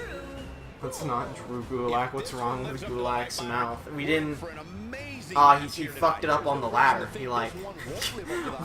By Drew Gulak, he qualified for this match when he overcame his weakness to high flying in order to jump off the top rope and put Victor through a ladder, breaking all of them. And clearly he tore his lip on the ladder on the way down. It's very dangerous. He was teaching a lesson, reminding everyone how dangerous high flying can be. And look at the pain Gulak has gone through. Look at it, like ripped his upper lip off. He had to have it like surgically repaired. This is why you shouldn't high fly, everyone. Learn Drew Gulak's lesson. Pause the screen and look at Gulak's mouth. I can see Gulak's mouth alright. The poor man. He was trying to teach us all why high flying was dangerous and became an example of it himself. But here's a man who almost never high flies. And Gulak's gotta respect that. It is the technical master, Bret the Hitman Hart. And honestly, this match has the potential to, honestly, it could have been a finale. This could have been the finale to the whole tournament if these boys weren't on the same show. And if the rando didn't decide this was going to be a round 1 match. But they are going at it nonetheless. And immediately Bret the Hitman Hart with a side Russian leg sweep to Drew Gulak. Drew Gulak here for a better Friday Night Fights. Trying to remove all the high flying. You know, he's already, I'm sure, thrilled that Victor was absolutely demolished in that first round match. Victor, arguably the highest flyer with his half-magic powers obtained from the wasteland. Guys, I want to discuss Bret Hart for a moment. And you know what? Basically everyone who's moved on in the tournament, at least for Friday Night Fights, actually don't remember most of the people from Jim Bob Clark Promotions, good thing out of the bracket. Everyone from Friday Night Fights has been a technical competitor. And Bret Hart taunting Drew Gulak, the disrespect. Actually, I think most of the people in the tournament from Friday Night Fights were technical competitors, except for, like, Victor. Oh, and Drew Gulak fighting out of that submission hold from Bret Hart, only to get caught with the Irish whip into the ropes. Oh, Drew Gulak, this could be his opportunity. An Irish whip from Drew Gulak into a drop kick. You know, it's okay to leave your feet for a split second to hit good ground-based combat, like a drop kick. But for the most part, you want to follow Drew Gulak's motto, which is safe and sound, feet on the ground, and face on the ground with that DDT, sending Bret Hart's feet way up into the air, almost into the stratosphere. As Gulak planting his feet on the back of Bret Hart's neck. Gulak now. Oh, what a right hook. Knockout punch there. He may have knocked Bret Hart out completely into the pin. 1. Oh no, Bret Hart still in this. As Gulak hitting that right hook there. Oh, and another knockout blow from Bret Hart as Gulak just rolls him over before stomping on his arm. Gulak working the arms of Bret Hart here. You know, I wouldn't say Bret Hart has particularly arm-based combat normally. But, you know, it's smart of Gulak. He's working the limbs individually. You need your arms and legs to function, period. If you want to win a wrestling match, Bret Hart trying to get a sneaky pin, but Gulak was prepared. Gulak turning this match around real quickly. Oh, but Bret Hart could be looking to do the same. Oh my god, crucifix to Drew Gulak. As Bret Hart continues to taunt the crowd, hating Bret Hart. They want Gulak to win. If we're going to have a technical master make it on into King of the Ring. Oh my god! Black Ref, what are you doing? That was a low blow. He's in shock. He can't believe it. But Gulak's pissed that you would try to cheat against him like that. 1. I think Black Ref's going to let it slide because he thinks Gulak could be looking for redemption here. He wants to let Drew Gulak get his revenge against Bret Hart. Who do you think would win a match between Pete Dunne and Shinsuke Nakamura? Like if they booked it, or like a shoot fight? If they booked it, Pete Dunne. In like an actual shoot fight, probably Pete Dunne, but it would be a lot closer. Right hook from Drew Gulak. Has Bret Hart up for the fuckbuster. Oh my lord, this could be it. Drew Gulak could be beating Bret Hart. He gets him up here. Oh, but the knee. I think he was looking to lock in the Drugan sleeper. Oh, Gulak. He does not like being that high in the air. And he is going to grab Bret Hart from behind. Oh my god.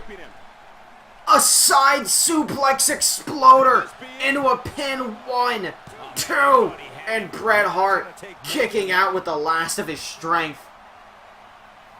What a move by Drew Gulak, who slams his knees down onto Bret Hart's face. And he's getting Bret Hart up. No, reverse DDT from the Hitman. I feel like Dunn has some real MMA training, but I'm not sure.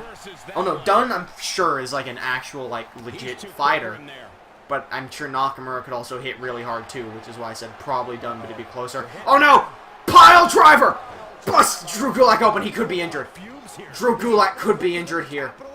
Oh my god, and Bret Hart raking the eyes of Drew Gulak. This has been an absolutely filthy match.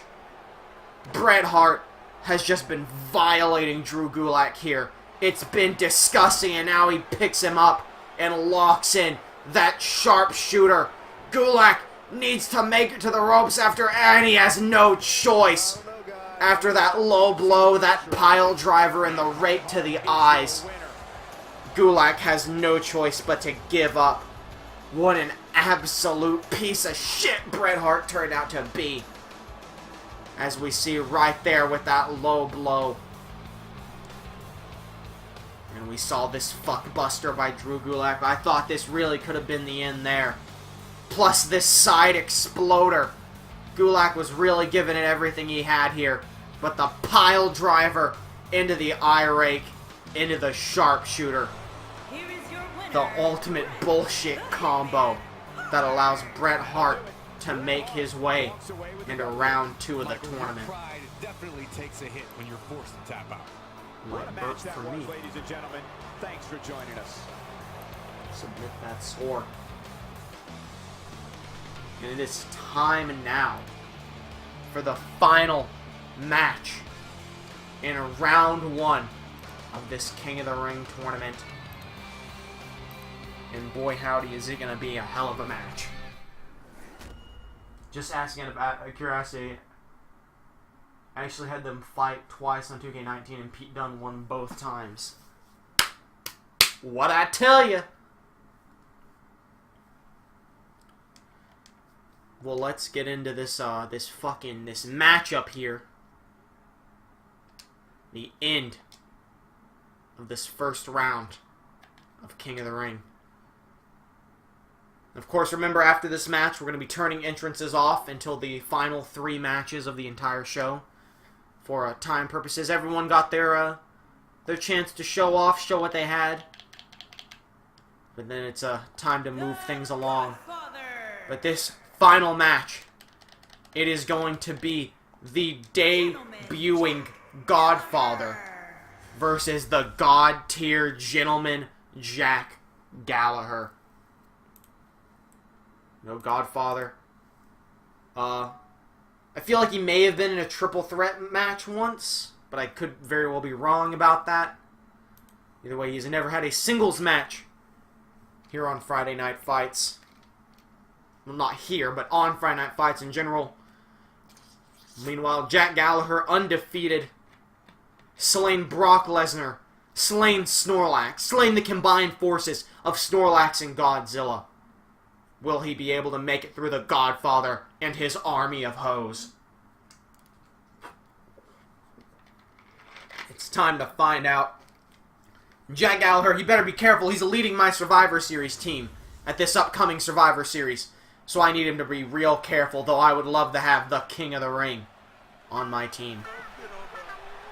Speaking of 2K19, I need to check if Gallagher's still OP. The Godfather versus the Gentleman. Absolutely, the Godfather, an absolute scoundrel. Oh, is this his hose? Did the Godfather bring his... He did! Jack Gallagher better watch his back. The Godfather brought his hose with him. I fucking really hope Dean Ambrose runs out in this match to help the Godfather. I will say that now. Even if it costs Jack Gallagher his undefeated streak, it would be the best thing in Universe history. Jack Gallagher will need to be on his A game. You know, he's been slaying big boys left and right. You know, Godfather, he's not a small man, but he's not much of a big boy either. But what he lacks in size, he makes up for in combined body mass of all the people joining him at ringside.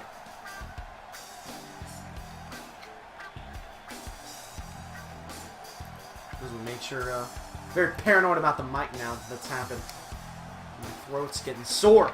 Thank God, like, Nakamura, Bobby Roode, and Undertaker weren't in this tournament. Or Finn Balor. Because this right here has probably been the longest entrance we've had so far.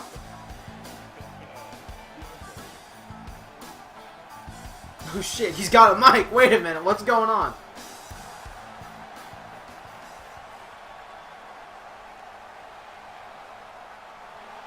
I don't even know if he said anything. Was his mic on?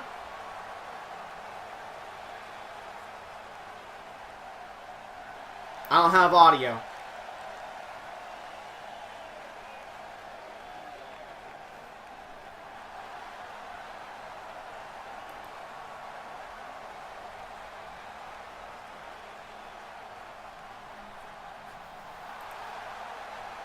Is he? He's shooting hard on... I can't hear him! What's he saying? What's he saying behind my back? Oh, Godfather, you motherfucking son of a bitch. What are you saying? Oh, pimpin' ain't easy. Godfather, you motherfucker. What are you talking about me behind my back when you know I can't hear you? Gallagher, break his legs. Put the umbrella between his shins and snap him like the girl from Misery. Weighing in at 167 pounds. You hear that? Jack Gallagher weighing in at 1,067 pounds, and it's all muscle weight, baby. He's saying Trey will never have as many hoes as he does. He's absolutely right, but that doesn't mean you get to just come out here and say it. Oh my god. I should have put the Godfather on my Survivor Series team. Then my team would have had at least 6 people because we could have brought his hose. Oh, that would have been... Oh, shit. I wonder if it's too late to swap out Jason Jordan. It's too late to think about this. It won't matter when Jack Gallagher sends the Godfather to the fucking Shadow Realm here. I know Dunks. Dunks is very excited for this main event caliber match. There's no other way to put it. This one-on-one match is going to be We've already seen at least one major upset here tonight when Rikishi defeated Kilberg. And to an extent also when Kilberg defeated Carl Anderson. That was a pretty big upset considering it was a Money in the Bank cash-in. I'm sorry, Dunks. Just go to sleep you in the face. Could Godfather beat Jack Gallagher here tonight? God, I sure hope not.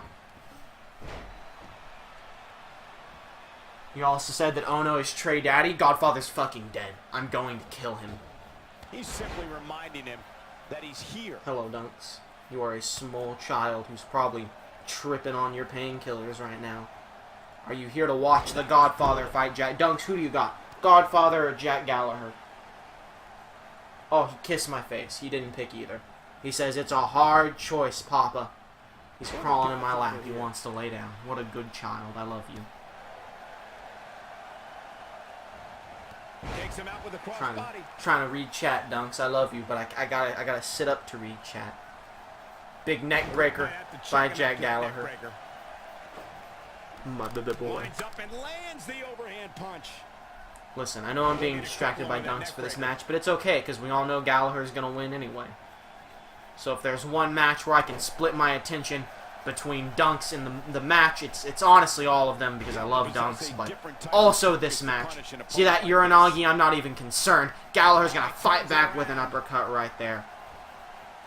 Oh, what a crucifix from Jack Gallagher. Absolute legend. Okay, I would like to read chat, please. Thank you, Dunks. Big running bulldog by Gallagher. Hey, you're gonna absorb some punishment. He also said that you're scared to face Jim Bob and called you a coward. Well, that's just not fair.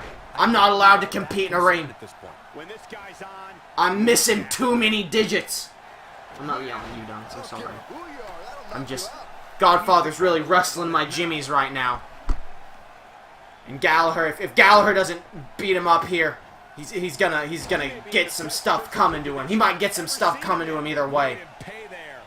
And I was excited to have the Ho Train come running through King of the Ring. But no. Instead, I gotta deal with this nonsense. Oh, if Godfather ends Gallagher's win streak, I'm gonna. Oh no, he heard me. He's gonna run wild with the Ho Train. Gallagher, get out of there. Oh, full steam ahead. Jack Gallagher's a small boy. He better look out. Godfather has him up. It's what I don't know what is an attitude adjustment. 1, 2, no! No! God is dead. We killed him. I didn't even see that headbutt. I'm going with Gallagher. Anyone that can beat Snorlax is no joke. He also beat Lesnar. But apparently an attitude adjustment from the Godfather was just too much. The Godfather has beaten the undefeated streak of Jack Gallagher. That motherfucker. Oh, that son of a bitch. I know, Dunks, you snoot him. Let me tell you something, Dunks. Let me tell you something. Godfather, he's going against Bret Hart next round. And boy, howdy, do I hope Bret Hart just punches him in the nuts about 1,000 times. I'm gonna slip Black Ref a couple dollars out of my pocket to make sure that make sure that's allowed. Hey, here's a look at your round 2 bracket coming up. I need you to get on my lap, please, Dunks. Thank you. You be a good boy. Thank you. We are gonna prepare the next round, which is going to be Big Papa Smurf versus The Miz. I was going to leave it up while I set up the match, but I want to check chat, and to do that I have to remove it, so.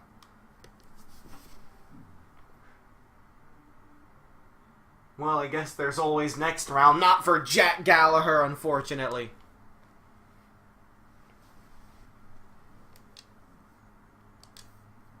I know, Dunks. I'm depressed, too. We're all depressed here. Darren Young, Jack Gallagher. It's not fair, Dunks. It's just not fair. Well, either way, it is The Miz versus Big Papa Smurf.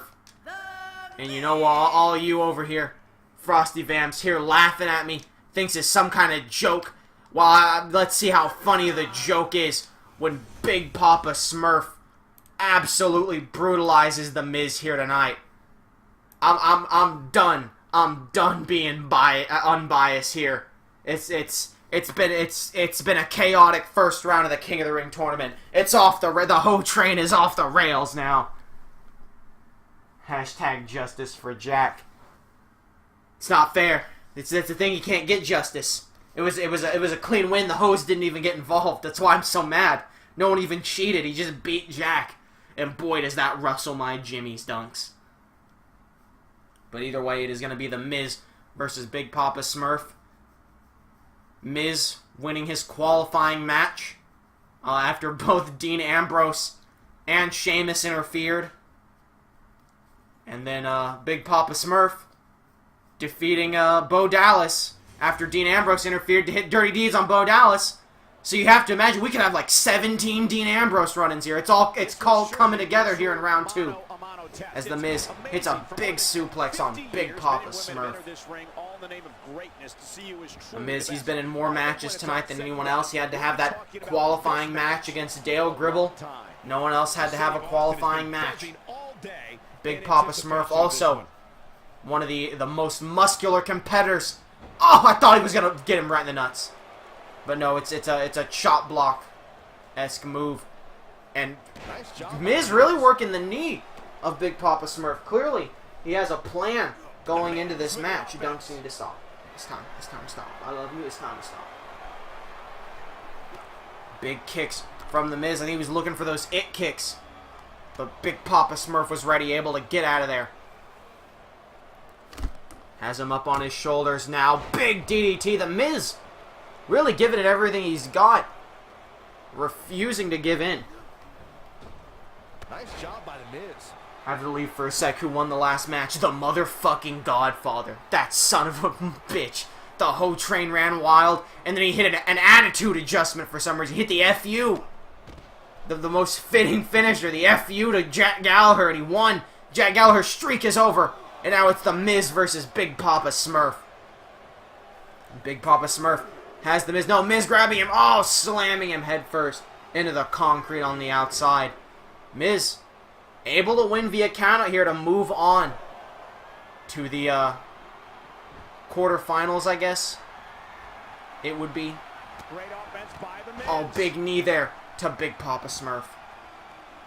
Moves like that Another big knee. more than hurt them. The technical skill of Miz here has been incredible. He has gone into this match with a plan, and he is seeing it through to the end.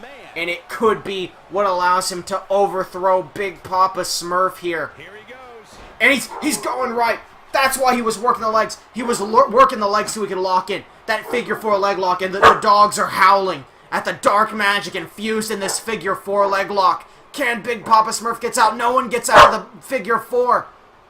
And what? Oh! Big Papa Smurf has reversed the pressure. He has escaped the figure 4. Something that's completely unheard of. Michael, I did not see that one coming.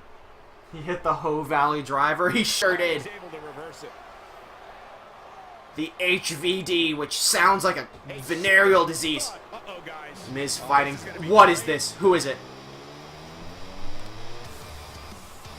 It's Ambrose! It's Dean Ambrose! He's back! He's doing it again! Oh, it was a distraction! Big Papa Smurf has him up! Smurf bomb to the Miz! He's in complete control. Big Papa Smurf escaped the figure 4. Ambrose's music hit for the distraction. 1, 2. Oh, and the Miz kicks out. Ambrose has it out for the Miz here at King of the Ring. The crowd going wild. Big Papa Smurf stomping him down. Oh, now Big Papa Smurf, he's running wild. Gets Miz up for the power slam.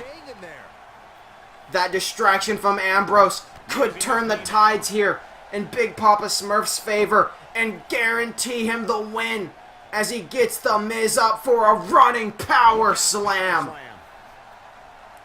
And there's no Sheamus to help him this time.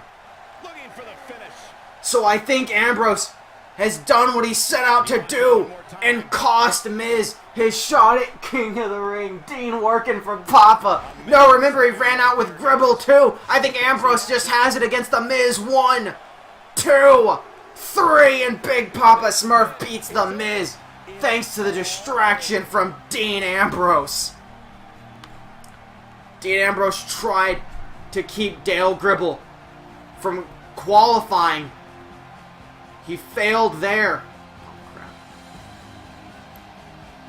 He failed at that attempt, but he succeeded in preventing Miz from making it to the next round.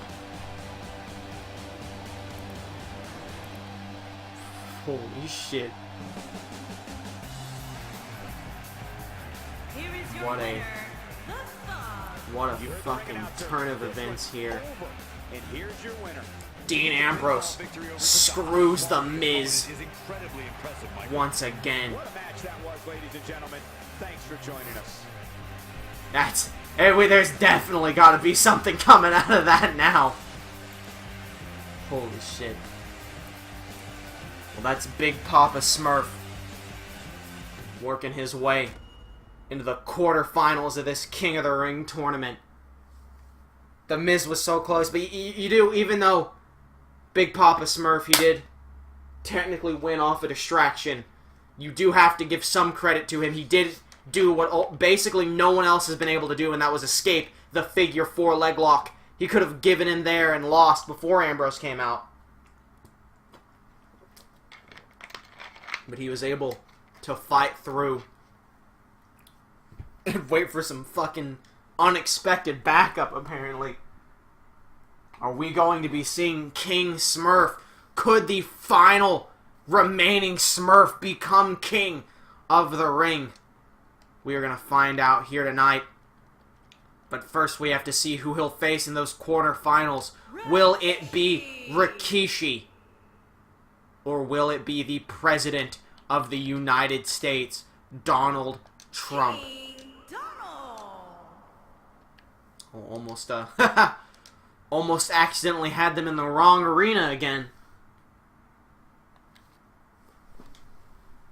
I swear, if Dean is in another Papa match, this is fucking nonsense. Miz have that match, but Dean's fucking getting paid by Papa. No, I'm telling you. I think the Miz, I think Dean Ambrose just has it out for the Miz. I don't think he's working with anyone. Because if you'll remember, he came out for the Dale Gribble match. He didn't just come out for the Big Papa matches. He also came out for the Big Papa match to take out Bo Dallas. I don't know. You're right. You do have a point. He came out for 2 Big Papa matches, but he also came out to screw Miz in 2 matches. So I guess that's the real question there. Is if Dean Ambrose comes out and helps Big Papa Smurf in the quarterfinals, we know he's with Big Papa Smurf.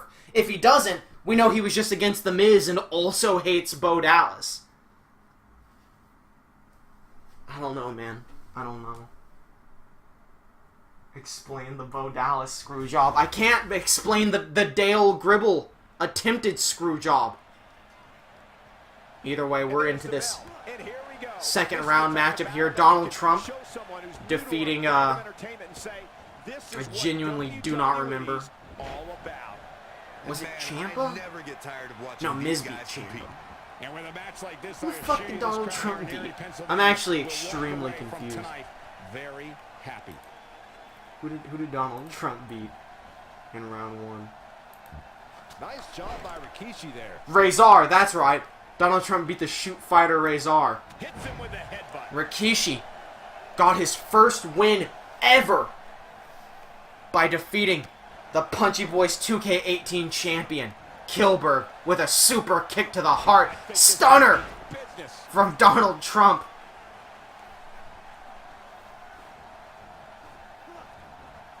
So both these men have a lot to prove. Could this be the start of Rikishi's reign of dominance? You know, Rikishi, he was guaranteed to be in the worst of the worst tournament. He has the worst, or he had the worst win-loss record. I think British Bulldog is now worse now that Rikishi has a win. If Rikishi becomes king of the ring, it doesn't matter what his win-loss record is. He'll be safe, just like Cassius Ohno will be safe if he's champion when the worst of the worst tournament comes around. So this could be Rikishi's ticket to saving himself from a possible death. The whistleblower.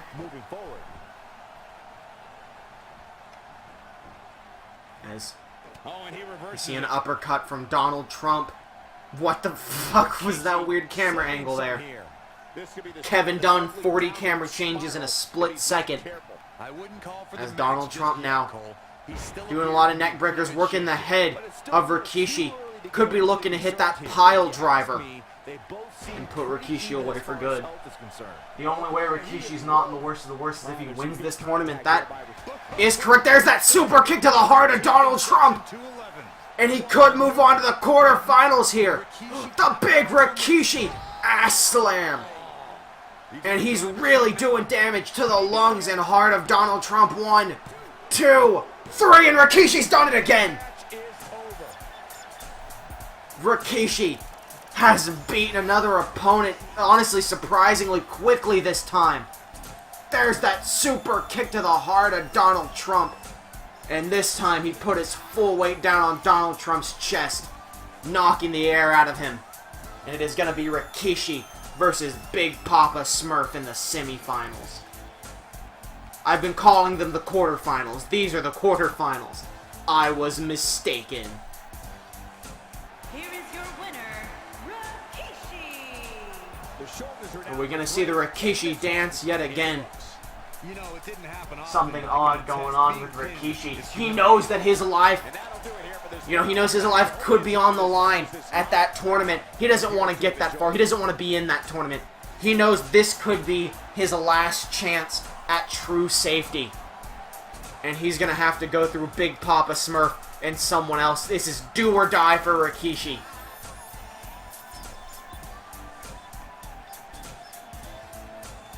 Rikishi doing his victory dance yet again.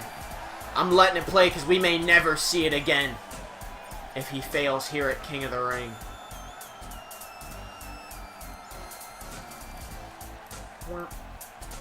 Alrighty then.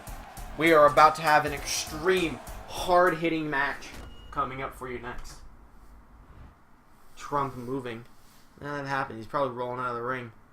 Sure, he's still alive. It's just, you know, he hurt his lungs a lot. He out of breath, passed out just like Kilberg did.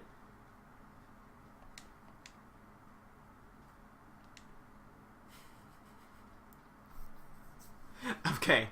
So, like, you know how, like, the background of, like, the menu screen for this game is, like, wrestlers doing random moves?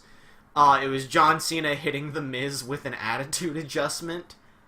But the way it, like, looked, like, the way it was set up, I actually thought it was John Cena hitting a tombstone pile driver on Nick Miller. I was very confused. Conor McGregor. But it is going to be Conor McGregor versus Cookie Monster here in this quarterfinals match at King of the Ring. Trump not moving. It really do be like that. He's out of breath, he's exhausted, he's in pain. And speaking of pain, we have this contest. This is going to be a clash of the titans here. Former King of the Ring winner Cookie Monster, UFC legend Conor McGregor. Cookie Monster, I'd say, has to easily be the most well-rested competitor in this tournament so far. He had a hell of a quick match against Victor, absolutely destroyed him. Conor McGregor, we thought he was going to destroy Darren Young, but Darren Young put up quite a fight, hit him with the gut check, locked in Darren's love. Conor McGregor fought through and still won in the end, but he took a lot more damage than Cookie Monster did.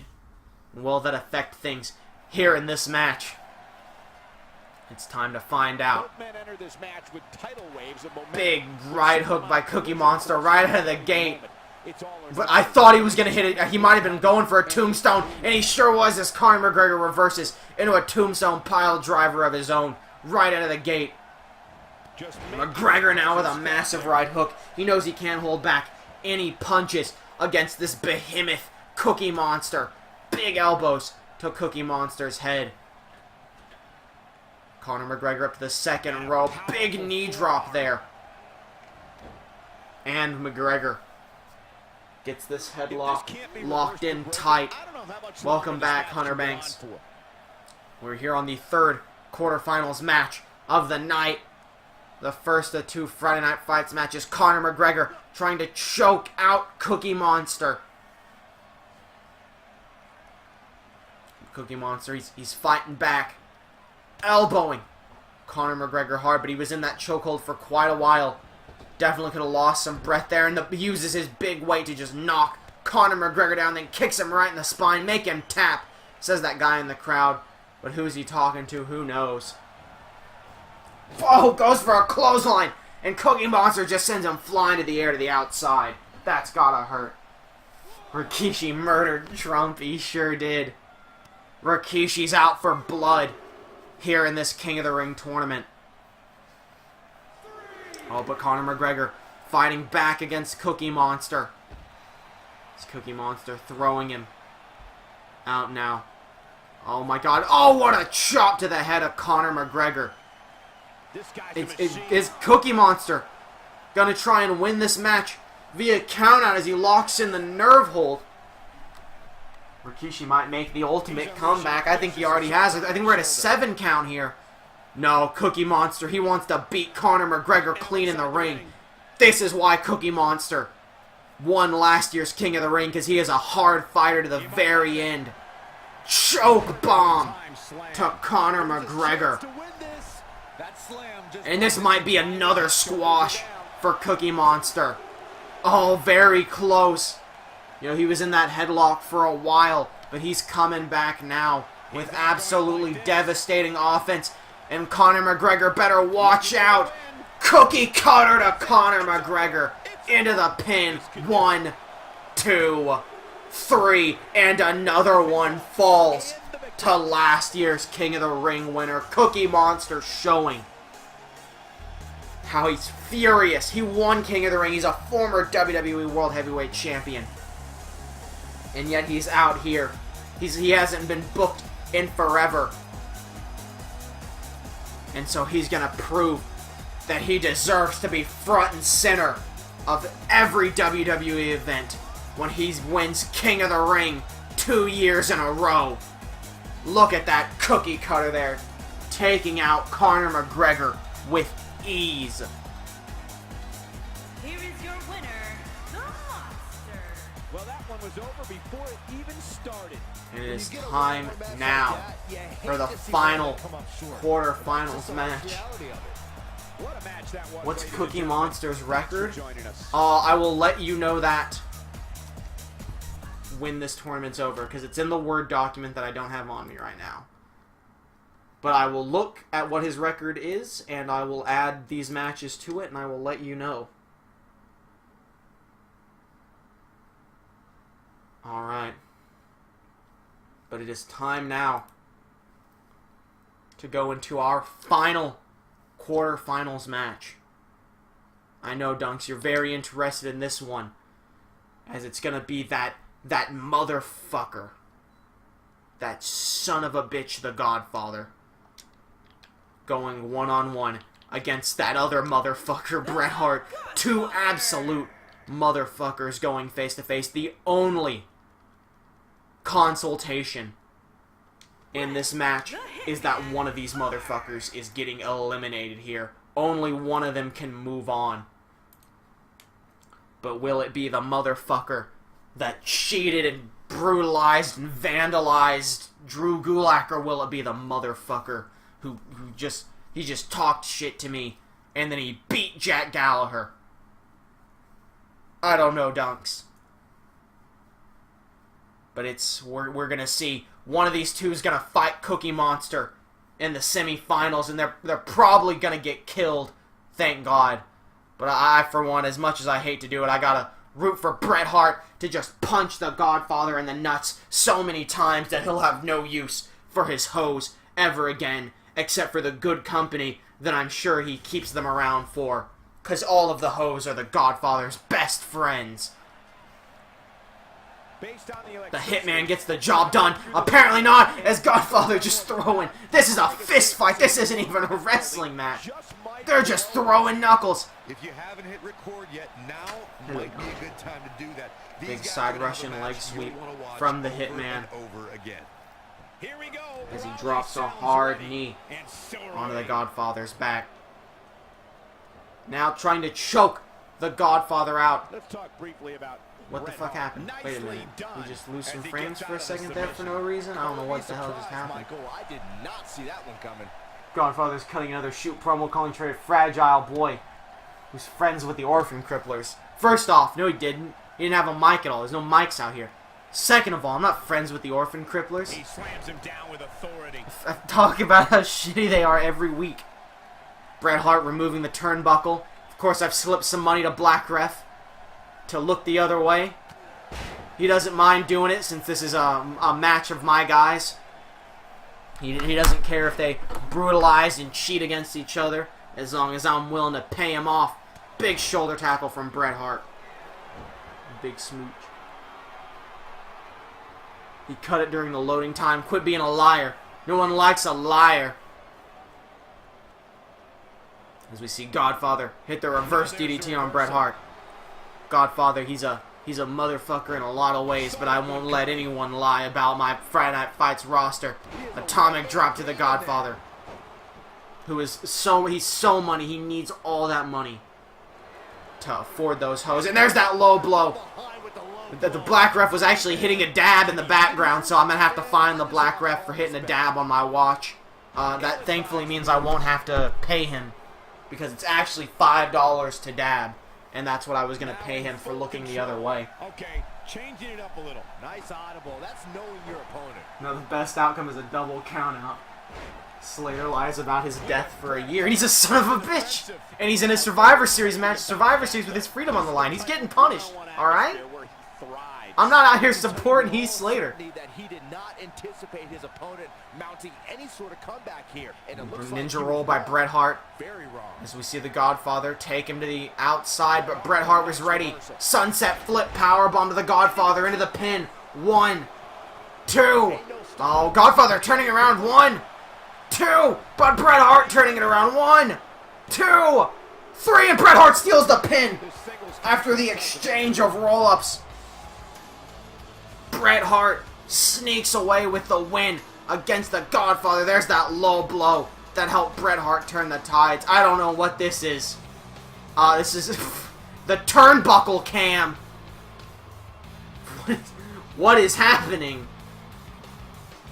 It's like that's like the camera point of view of someone in the crowd who just had their cell phone on. Bret Hart picks up the victory here tonight.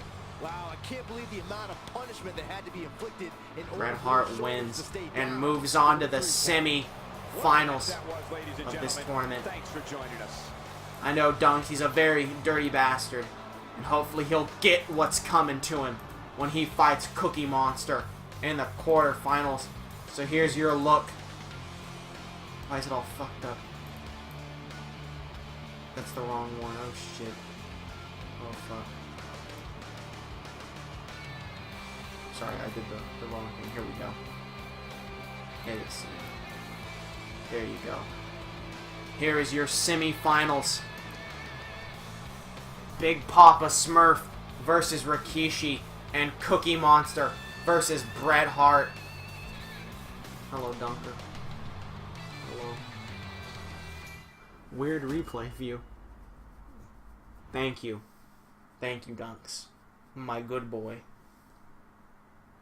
Dunk says, you know who's winning this, don't you?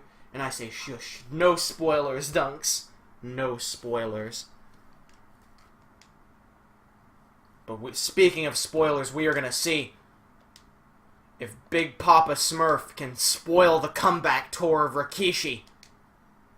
And can he do it on his own, or will he need the help of someone, possibly a lunatic? Here tonight. What do you think, Dunks? What's your hot take here tonight?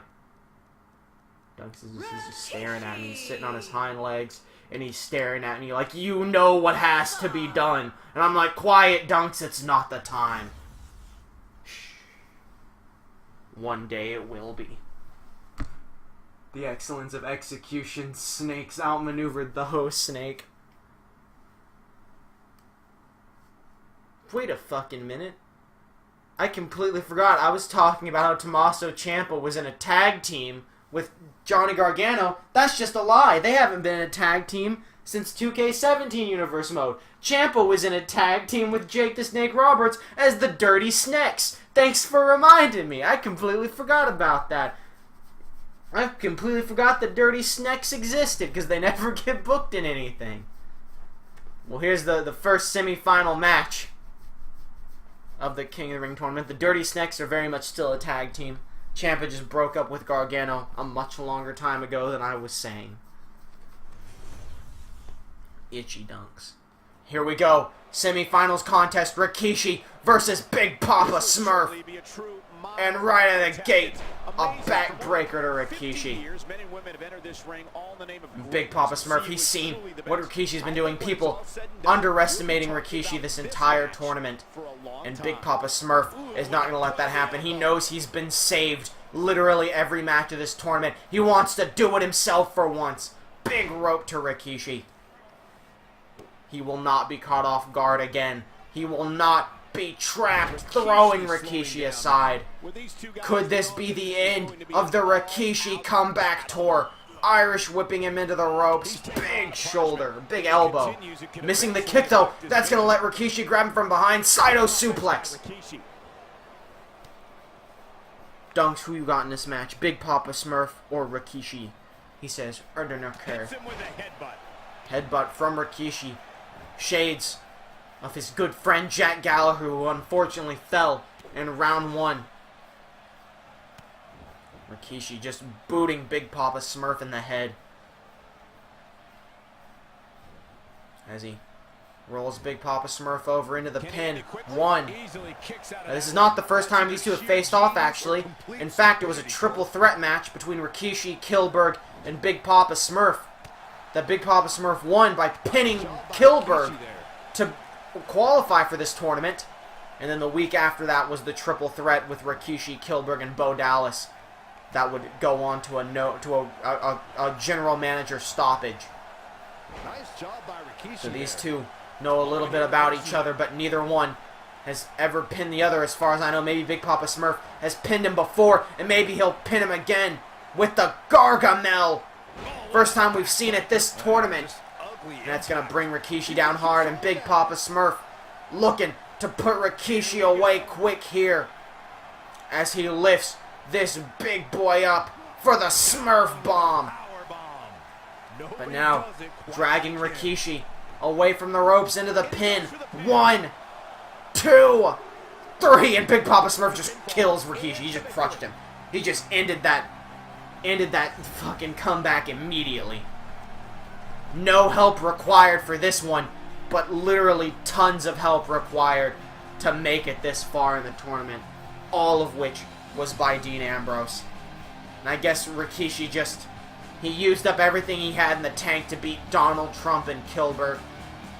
And to say honestly, Rikishi might have had the hardest draw of competitors this entire tournament. He still made it all the way to the semifinals. That was indeed quick. Big Papa Smurf was not messing around. He's come too close to losing too many times. He's not going to rely. You know, he knows he can't rely. That first Dean Ambrose assist, that was just pure luck that Ambrose hates Bo Dallas. That second Ambrose assist, maybe he knew it would happen because of Ambrose hating The Miz. He could not rely on an Ambrose running again. So he had to end this match as quickly as possible.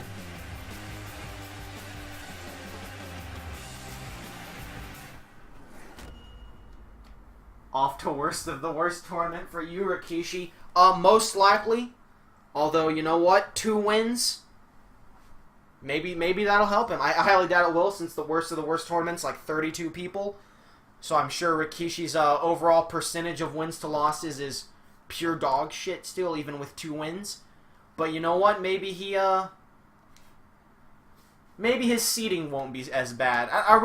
Should I seed them randomly like I did for this tournament for worst of the worst? Or should I seed them based on their win-loss percentage? Which is still random to a percent, but like a robot will seed it. So there's like some robot knowledge to it. I don't know. We'll see. But until then, it is time for the second quarterfinal or semifinals match. We are going to see who is facing Big Papa Smurf in the finale of this King of the Ring tournament. As former King of the Ring winner, Cookie Monster, goes up against Bret the Hitman Hart. A real motherfucker who has been just absolutely cheating like a son of a bitch this entire fucking tournament. Dunks, may I ask you to get out of my lap so I may read chat? Please, thank you, friend. I love you. Don't get me wrong. I love you very much. But I gotta sit up to read chat. Listen, Rikishi pulls some bullshit with Kilberg having big weak spot and Trump being 73 years old. Based on win-loss percentage. That's what I was thinking. So maybe Rikishi's seed will help him face someone who might be worse than him early on. Get a quick win, save him from the tournament. Save him in the tournament. We'll see, you know. Maybe over the next couple of weeks leading up to that tournament, people will eat a fucking ton of losses. And, people will push him. Maybe those 2 wins will end up saving him. Who knows? Either way, Bret Hart is immediately leaving the ring. He's freaking out. He knows Cookie Monster. He's seen what Cookie Monster. He's telling him to get back. Bret Hart is afraid of Cookie Monster. He has seen what Cookie Monster can do. And he's going to hit him with that neck breaker on the concrete. Bret Hart might be weaseling Cookie Monster to the outside to try and get a count-out victory. Bret Hart is very concerned. He knows he has to do whatever it takes to beat Cookie Monster even more so than he did in the previous matches. That's Cookie Monster now. Just kicking the shit out of Bret Hart on the outside. Back in from the floor. Bret Hart throws Cookie Monster in. That strike hit Big the right spot. hook. There's no way A he miss can from avoid Bret that Hart. blow. Headbutt to Bret Hart. And now Cookie Monster. And he Oh shot my out. God. That's Just not the putting place all you wanna this be. weight down on him. Nothing Have pretty you about seen that any elbow. movies lately? I've been watching a lot of horror movies that people have recommended to me for spooky Halloween You'd almost times. see the wind I leave recently his watched body Fear.com and The Haunting in Connecticut. He's looking Fear.com at was absolute dog shit with a great concept, and The Haunting in Connecticut was a pretty I good think movie. that slam caught us all off guard. We saw that He's choke playing with bomb. it now. And here's that combo that's put every competitor Cookie Monster's face away. Cookie Monster hits that cookie cutter, hooks the leg.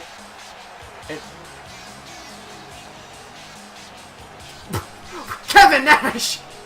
What is Kevin Nash doing out here distracting Cookie Monster? Kevin Nash coming to stick the winner! And Bret Hart sneaking up behind Cookie Monster. I think Bret Hart's also confused what Kevin Nash is doing out here. Bret Hart doesn't even know what to do. All right, hook to Cookie Monster. Catches him off guard, but Cookie Monster now throwing Bret Hart into the corner. He lands the strike. Kevin Nash wants that payday. And there's the reverse. Did Bret Hart pay Kevin Nash off to help him? I don't know. I could believe it. NWO Invasion. I could believe that Bret Hart paid Kevin Nash off, but Bret Hart looked pretty surprised. I wouldn't be shocked if Kevin Nash was just in business for himself, coming out here to stop Cookie Monster. And, no, don't tell me.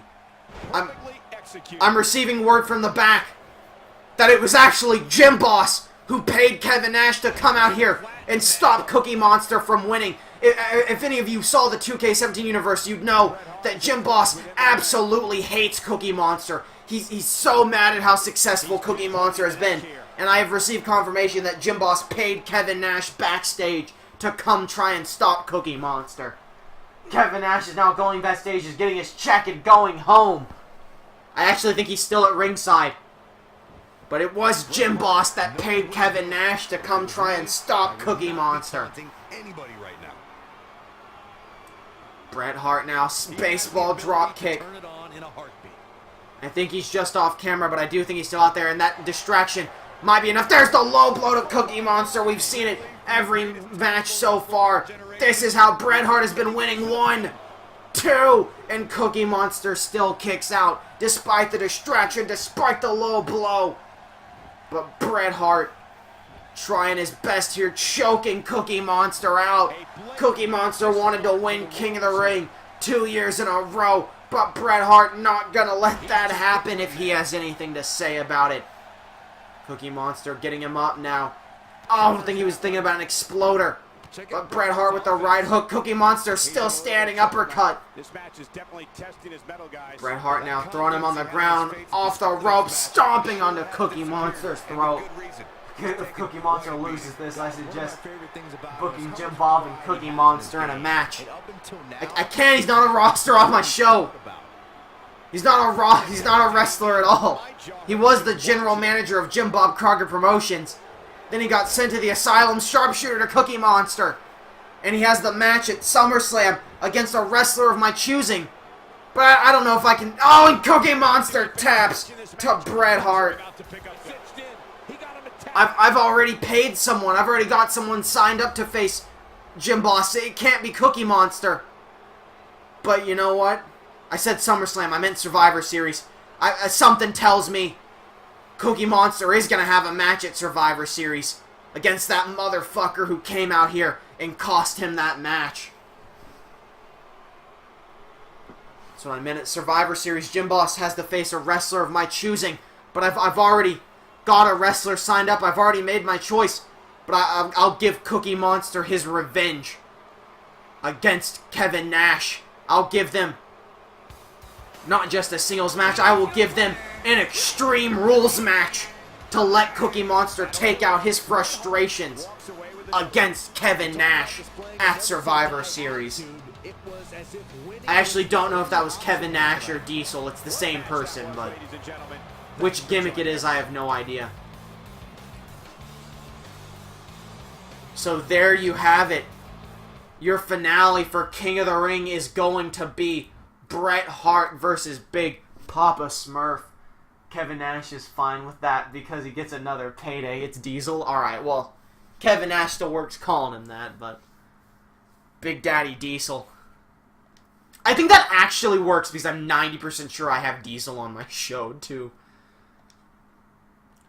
Well, we are actually going to give Bret Hart and Big Papa Smurf a chance to rest up, to catch their breath before going into this King of the Ring finale, as we have 2 title matches, one from each show for you here tonight, a special treat.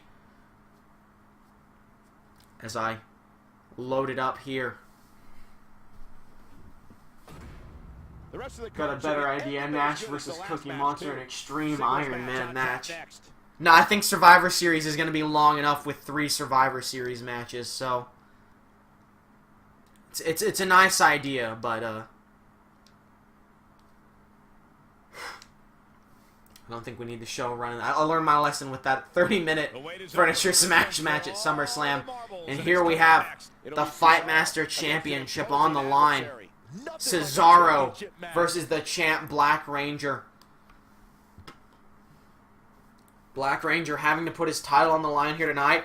He didn't defend it for 3 weeks leading up to Survivor Series while Black Ref had complete control of the show. And that allowed him to beat the record for longest reigning Fight Master champion. So we decided to give the new singles competitor, Cesaro, a shot at that title. While we were booking title matches at King of the Ring anyway. Now, this is, of course, a no disqualification, falls count anywhere match, the usual for the Fight Master Championship. Title can change hands at any time, so it doesn't matter where you get pinned. Cesaro is just the one with the official match right now. Big scrooches for dunks. Who does Chad have in the first of 2 title matches here tonight?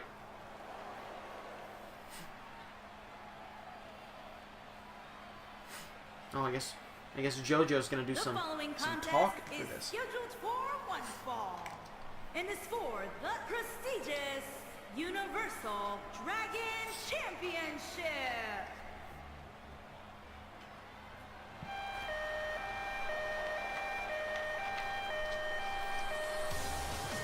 Here he comes.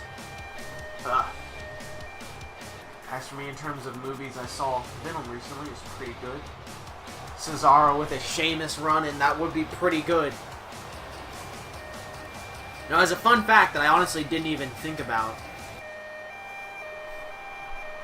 until right this moment, was the fact that, why are we losing so many fucking frames here? It doesn't even say I'm dropping frames. I think his entrance is just having some trouble. Well, we're fine.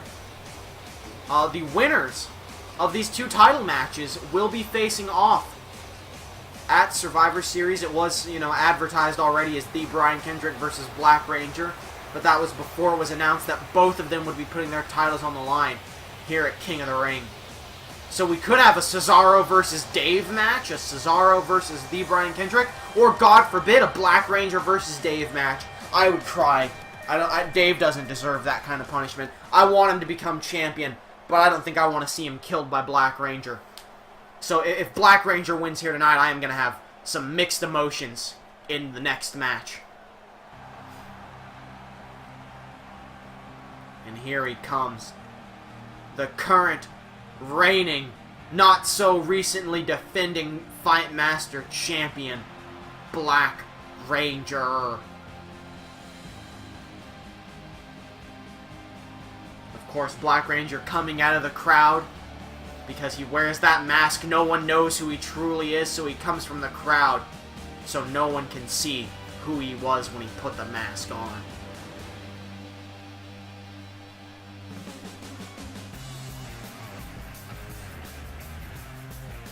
taking his sweet fucking time getting into the ring.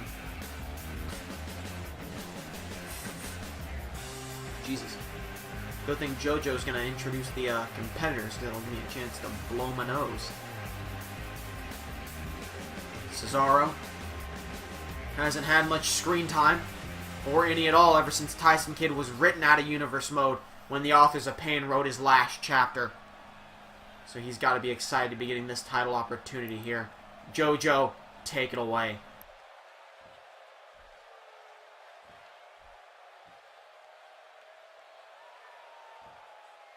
Introducing the challenger from Lucerne, Switzerland, weighing in at 232 pounds, Cesaro.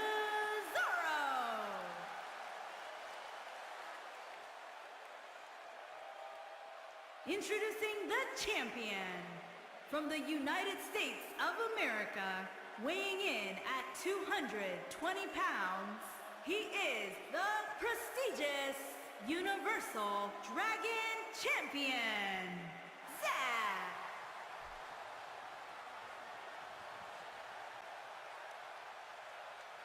Put down that Alright, remote, thank you stay for those wild. introductions. Good friend. Ooh. Hashtag where's Tyson Kidd? He got hit with the last chapter. He's gone.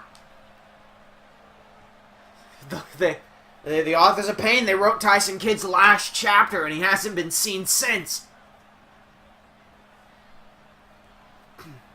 Cesaro now ready for this big opportunity as he looks to become the Fight Master Champion to end the reign, the record-breaking reign of Black Ranger, as Black Ref breaking these two up.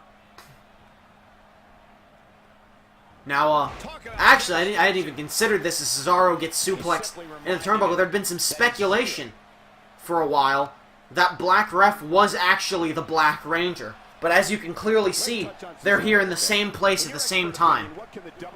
So Black Ref has to be somebody else underneath that mask. Big elbow there by the Black Ranger. It doesn't even have to be someone we know. We just know it's not Cesaro or the Black Ref or anyone else Black Ranger has faced.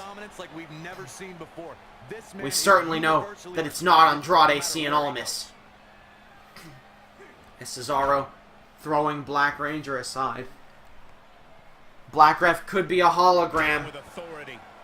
Well, I mean, you have a point. They do have the money for it. We'll have to see if he takes any bumps here in this match. Oh, that one came close to grazing him. Cesaro been in some real trouble so far. Black Ranger really been giving it to him as he goes now up to the top rope. He's pointing at Cesaro. Black Ranger off the top rope. Oh, what a power slam! Cesaro just might be pound for pound the strongest man. Or I guess it was a power slam. Maybe it was a scoop slam. I don't know what you would exactly call it, but Cesaro caught it midair. That's what matters. And Black Ranger in trouble now. Cesaro tying up his hands into a massive power bomb. Cesaro knocking some sense into himself, making sure he knows what's going on. What is Cesaro planning here? Is Black Ranger? Okay, I think he noticed that Black Ranger got up there. Smart of Black Ref to roll the outside, but Cesaro can still beat him out here. He could beat him on this ramp. This is Falls Count Anywhere. The title can change place. The title can change hands any place, any time. So they are perfectly fine fighting out here on the entrance ramp. As Cesaro now picking him up, suplex onto that hard concrete, into the pin one. And Black Ranger can come out. This is all exposed concrete up here on the entranceway. Where the fuck is Cesaro going? Where's Cesaro going? I think it's Cesaro calling for backup back there. Oh, and Black Ranger's not going to let that happen. He's not going to let Cesaro get any help. Black Ranger's made a lot of enemies over here on Jim Bob Crockett Promotions. Or over on Jim Bob Crockett Promotions. And, oh, very European uppercut. He doesn't want Cesaro. building an army from the back to stop him to end his reign, but he could end his reign here. As Cesaro looking for the neutralizer on the exposed concrete. And that could be the end of Black Ranger. Into the pin. 1, 2. Oh, and Black Ranger somehow kicks out of a neutralizer on pure concrete. Cesaro still going to the back. Still calling for someone, anyone to come help him take Black Ranger out in Black Ranger streak. But Cesaro's got to be careful. Someone could come out here and just pin Black Ranger in the middle of their match and take the title from him. And I think Cesaro looking for help may cost him as Black Ranger hits a DDT on the concrete. Cesaro doesn't have a helmet like Black Ranger does. 1, 2. Oh, Cesaro kicks out. Maybe Cesaro a bit too used to having backup in a partner like Tyson Kidd and is just looking for someone to help him, isn't used to being out here on his own. Belly to belly on that concrete. These two men giving it to each other, giving it everything. They've got Cesaro up to his feet, but Black Ranger has him all the way up. Flapjack busts his head open on the concrete. Oh, and the leg drop. I think Cesaro might be concussed from that. Cesaro in real trouble here. Flying neck breaker to the Swiss Cyborg. Black Ranger going back to the ring. He's like, fuck this. I'm out of here. I don't want nothing to do with this concrete. He's jumping the barricade. Black Ranger's yelling at the fans. Black Ranger's telling the fans he doesn't care what they think. He's telling them they're all pieces of shit. We got a bleeder. We do in fact have a bleeder. Black Ref just taking the time to go tell the fans that they're all motherfuckers, and Cesaro gonna catch him with a dropkick. Both these men distracted in this match, pin off the dropkick. 1, and Black Ref. I'm sorry. Black Ranger kicks out. I swear to God that was just a slip of the tongue. That was not a hint at anything. As Black Ranger gets sent to the stairs. Cesaro distracted, calling for help. Black Ref. Fuck, I just keep doing it. Black Ranger distracted, telling everyone they better not come and help Cesaro. As Black Ranger now jumping the barricade. These two fist fighting into the crowd. Uppercut from Black Ranger. Another uppercut. Cesaro getting a taste of his own medicine here, but he's fighting back against Black Ranger. Where's Cesaro taking him? He's taking him somewhere. Over here to the barricade, maybe. No. Black Ranger doesn't want to feel what that barricade feels like. Oh, but Cesaro fighting him with a hard right hook. These two giving it everything they've got here at King of the Ring. Someone get that camera moving past that grate. There we go. That rafter, I should say. Oh my God. Did he just push Black Ref's face into that little girl's head? I think Cesaro may have just used that little girl as a weapon against Black Ranger. Cesaro willing to do whatever it takes, even if it hurts little girls in the audience. Cesaro raking the back of Black Ranger's neck. One of his few exposed pieces kicked from Black Ranger. Oh, it's an absolute fist fight here in the crowd. Look at these mighty punches from Cesaro. He's sending them out like a Gatling gun of punches, and the slap from Black Ranger. Doing some damage to him. Black Ranger giving him some punches of his own. Got a terrible camera angle here. Oh, big slap from Cesaro. These two not giving any leeway. It's a fight to the death out here at King of the Ring. Big uppercut from Black Ranger. But Cesaro not letting him get the upper hand. Forearm smash. Another uppercut. Cesaro, oh! Sent face first into that barricade. As Black Ranger now swinging at him from behind. But the knee of Cesaro. Oh, the knee of Black Ranger. Half these people aren't even watching the match. They're all cheering Black Ref on. They're going, whoa, we love your show. This is great. We are awesome. What a terrible crowd. As Cesaro, oh, headbutt to Black Ranger's head. Continuing to just clobber him, but Black Ranger fighting as well. They're not even wrestling anymore. They are just fist fighting out here. Bad blood between these two competitors. Maybe Black Ranger feeling more concerned about losing his title here tonight than he's ever been. Going to all these lengths to fight the odds. Black Ranger was not expecting to have to put his title on the line here tonight. It was a last-minute decision for him and the Brian Kendrick to have title matches. These two still going at it. It's an absolute duel of mind and body. They refuse to give in. They are going to fight until the bitter end. Whoa, that right hook almost took Cesaro to the bitter end. Nice kick. Able to buy himself some time against Black Ranger, but not too much time. As the punches continue, uppercut from Cesaro. Black Ranger has those swift punches of his own. Oh, but he's finally sent to the barricade. Cesaro's been trying to do that for a long time, and he does it a second time. It just feels so good. The Black Ranger giving him some uppercuts of his own. And then some more uppercuts. They're just uppercutting each other. Black Ranger. They fought almost all the way back to the entranceway. Oh my god!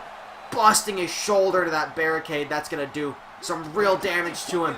Uppercut to Black Ranger. Oh, who fights back with a punch. Cesaro's still bleeding. You have to imagine Cesaro's lost a lot of blood by this point, especially after a fist fight of this caliber. That helmet on Black Ranger has to be the only thing that's protected him so far, as these two madmen still going at it. Uppercut after uppercut. Oh, Cesaro not going for uppercut, just trying to drag him somewhere. Dragging him through the crowd. Black Ranger doesn't know where Cesaro's trying to take him, but he doesn't want to go there. As he hits that uppercut, almost sends Cesaro into the stairs. Oh, big right hook once again. These two fucking guys, they're not even, it's not even a match. They're not even wrestling for the title. They're asserting dominance. Oh, Rocket Fist! Power Ranger, Rocket Fist! Oh, and he sent him into that metal pole. And then sends him into the stairs yet again. He just keeps sending him into that pole, into the stairs. Brutalizing Cesaro, who's trying to get away. Cesaro just stumbling through the crowd. I think he might be concussed for real. I think he has no idea where he is. But he sees Black Ranger, and that means he's swinging fists. Why does he keep fucking running away? Come on, Cesaro. What the fuck? Cesaro's definitely got some head trauma here. But Black Ranger, he still seems fairly fine and dandy, if not a bit tired. And he is taking advantage of Cesaro's exhaustion, of his trauma, of his injuries. And is just pummeling him here. Please do not give me a fucking repeat of the hour-and-a-half Curtis Axel Dean Ambrose match from 2K. I think it was 2K17. God damn it, that was horrible. I believe you, boys. I believe you can make it to the end of a match here. A big old knee by Cesaro. Christ, I might actually go take a piss during this match. Cesaro Rocket Fist. Oh, God. But the kick from Black Ranger. The elbow, though, buying Cesaro some time. Big forearm there. One more big move. Oh, he just, like, tripped Black Ranger over. And now he's grabbing him. Big punch. Black Ranger needs to try and pick up the offense if he doesn't want to get sent back to the middle of the crowd. This 50-50 fighting is nonsense. I'd really like someone to take advantage so they can get to an area where someone can go for a pinfall.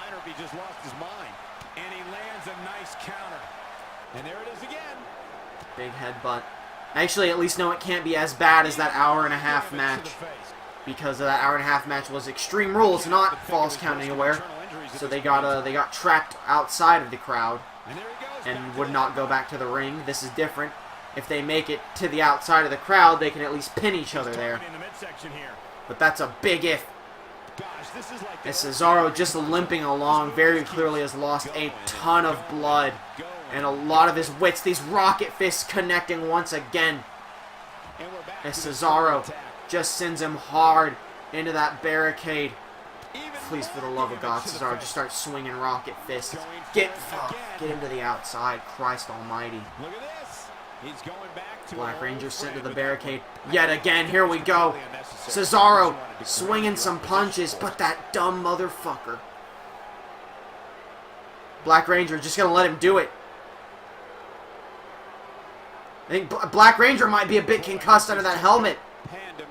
His helmet might be covered. Cesaro, they're both dazed. It's a battle of two concussed warriors. Black Ranger getting stuck on the guardrail. He's holding on to the guardrail to keep himself steady. And Cesaro's coming to get him.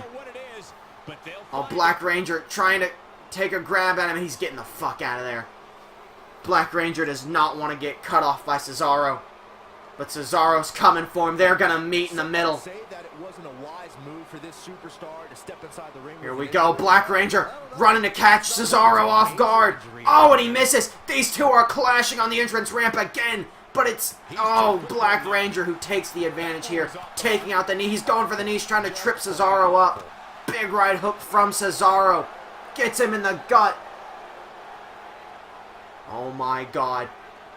Chicken wing holding him up. Slamming him hard in the ground. Frosty Vance just is laughing at them swapping places. They're both very out of it. Very European uppercut. And I think that's going to be a new Fight Master champion, especially if Cesaro connects with this Dutch neutralizer, the second one on the concrete. Cesaro flipping him over into the pin. 1, 2. Oh my God, he kicked out. Black Ranger surviving 2 neutralizers on the concrete and that fist fight in the crowd. But can he survive a 3rd neutralizer on the concrete? Cesaro into the pin. He wants this title more than anything, except maybe his best friend back. But Black Ranger kicking out of a 3rd neutralizer. And so Cesaro has him up for neutralizer number 4. And he's gonna connect 3 neutralizers back to back on the concrete. 1, 2, 3, and that's what it took. It took 3 neutralizers on the concrete to finally end the reign of Black Ranger. What an extremely hard-hitting, violent, and breathtaking and long match. With an incredible finish, 3 neutralizers on that exposed concrete ramp. New champion as Cesaro overcomes his concussion to win the Fight Master Championship. Black Ranger's title reign is over. Maybe Black Ref shouldn't have tried to protect him. Maybe that he got rusty and it cost him here. Cesaro, the new champion. Of course it takes 4 neutralizers. It's a shitty move. Yeah, but it's 4 neutralizers on the concrete. But here's the problem for Cesaro. He's very clearly concussed after that match, but he still has to fight at Survivor Series, and as we all know, the Fight Master title, it's defended 24/7, which means in his match at Survivor Series, the title will be on the line. But who will Cesaro be facing at Survivor Series? Will it be the Brian Kendrick, or will it be the man, the legend, the boy, Dave? Woo! God, Dave! Woo! I gotta tell you right now, you know, I usually, normally, right, 9 times out of 10, very unbiased general manager, but god fucking damn it do I love Dave. He is a legend in this business. He is a fan. He was a fan who jumped the barricade to be in a match. He was attacked by security. They took his pants off and he would wrestle without his pants. Just to be in matches until one day he teamed with Hideo Itami and they became the tag team champions. And he got himself a contract and that boyhood dream came true. And Dave deserves every last bit of praise and recognition.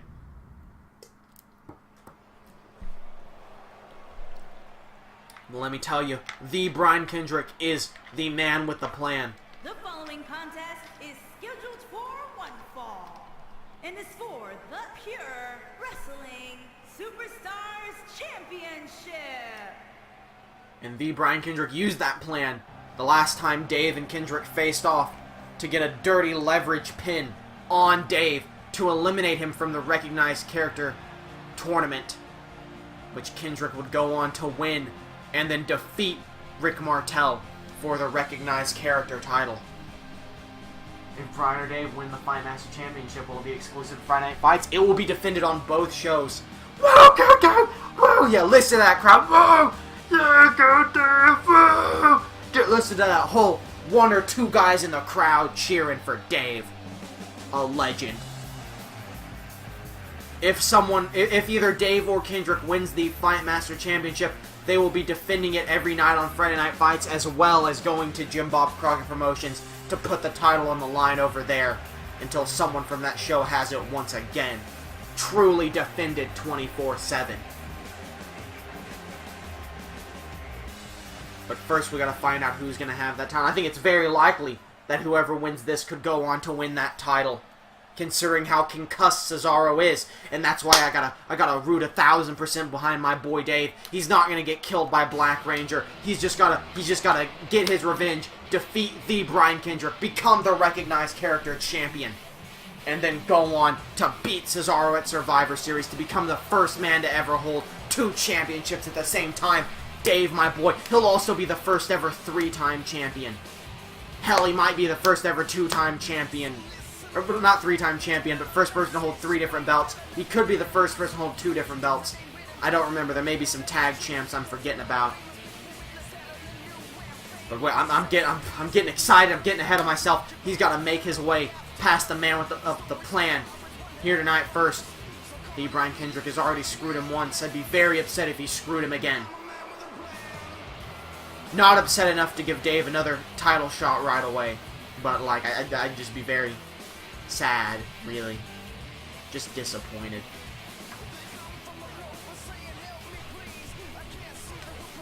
Who does the crowd have in this recognized character championship match?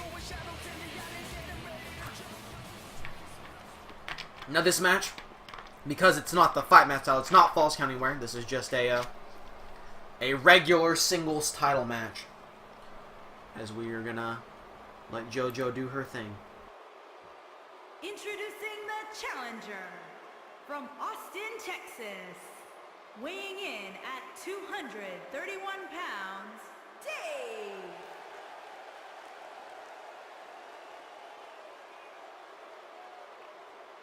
Introducing the champion from Venice Beach, California, weighing in at 174 pounds, he is the Pure Wrestling Superstars Champion, the Brian Kendrick.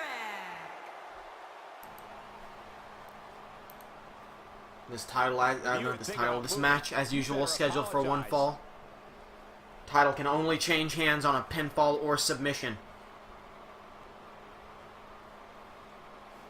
Black Wrath has promised me that he will call this match down the middle. I promised him that if he screws Dave in this match, I don't care how beat up I am, I'll come out of retirement just to kill him. Alright, that's how much I care about this. Dave, fighting back, reverse DDT to the champion. This is it, Dave. This is your opportunity. Big stomp to the Brian Kendrick.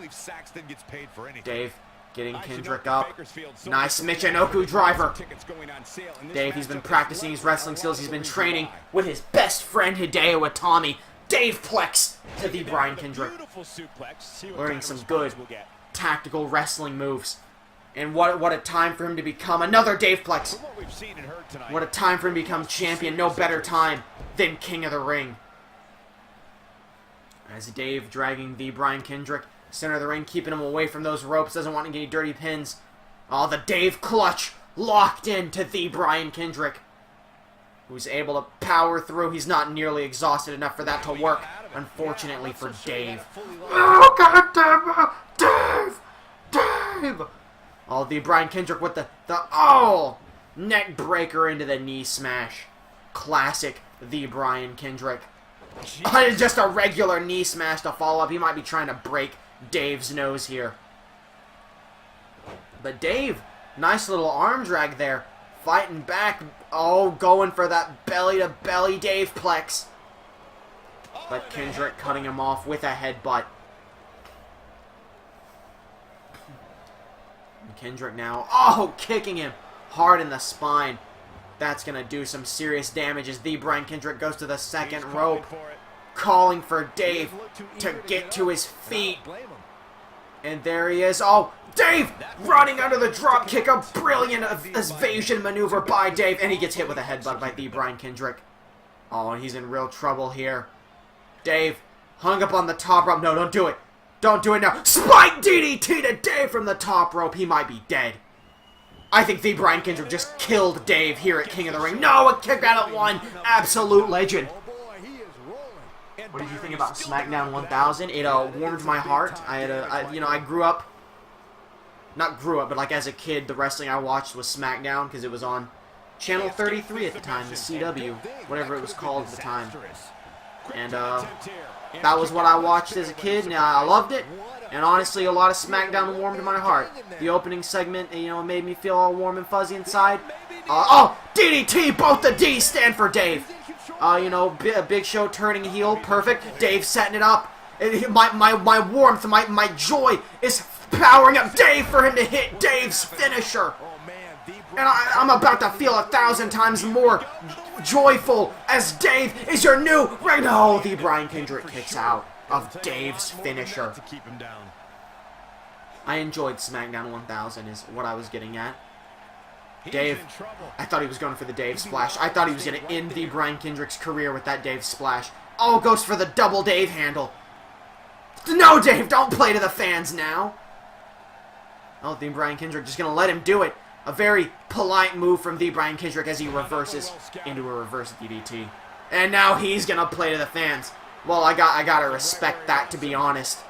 He let him do his taunt and did one of his own. I can't be mad, but I can, be very happy about Dave reversing the sliced bread DDT. Both the D stand for Dave into the pin. 1, 2. Oh, and the Brian Kendrick kicked out. Dave in complete shock. We could very well see 2 titles change hands here tonight as Dave stomping down.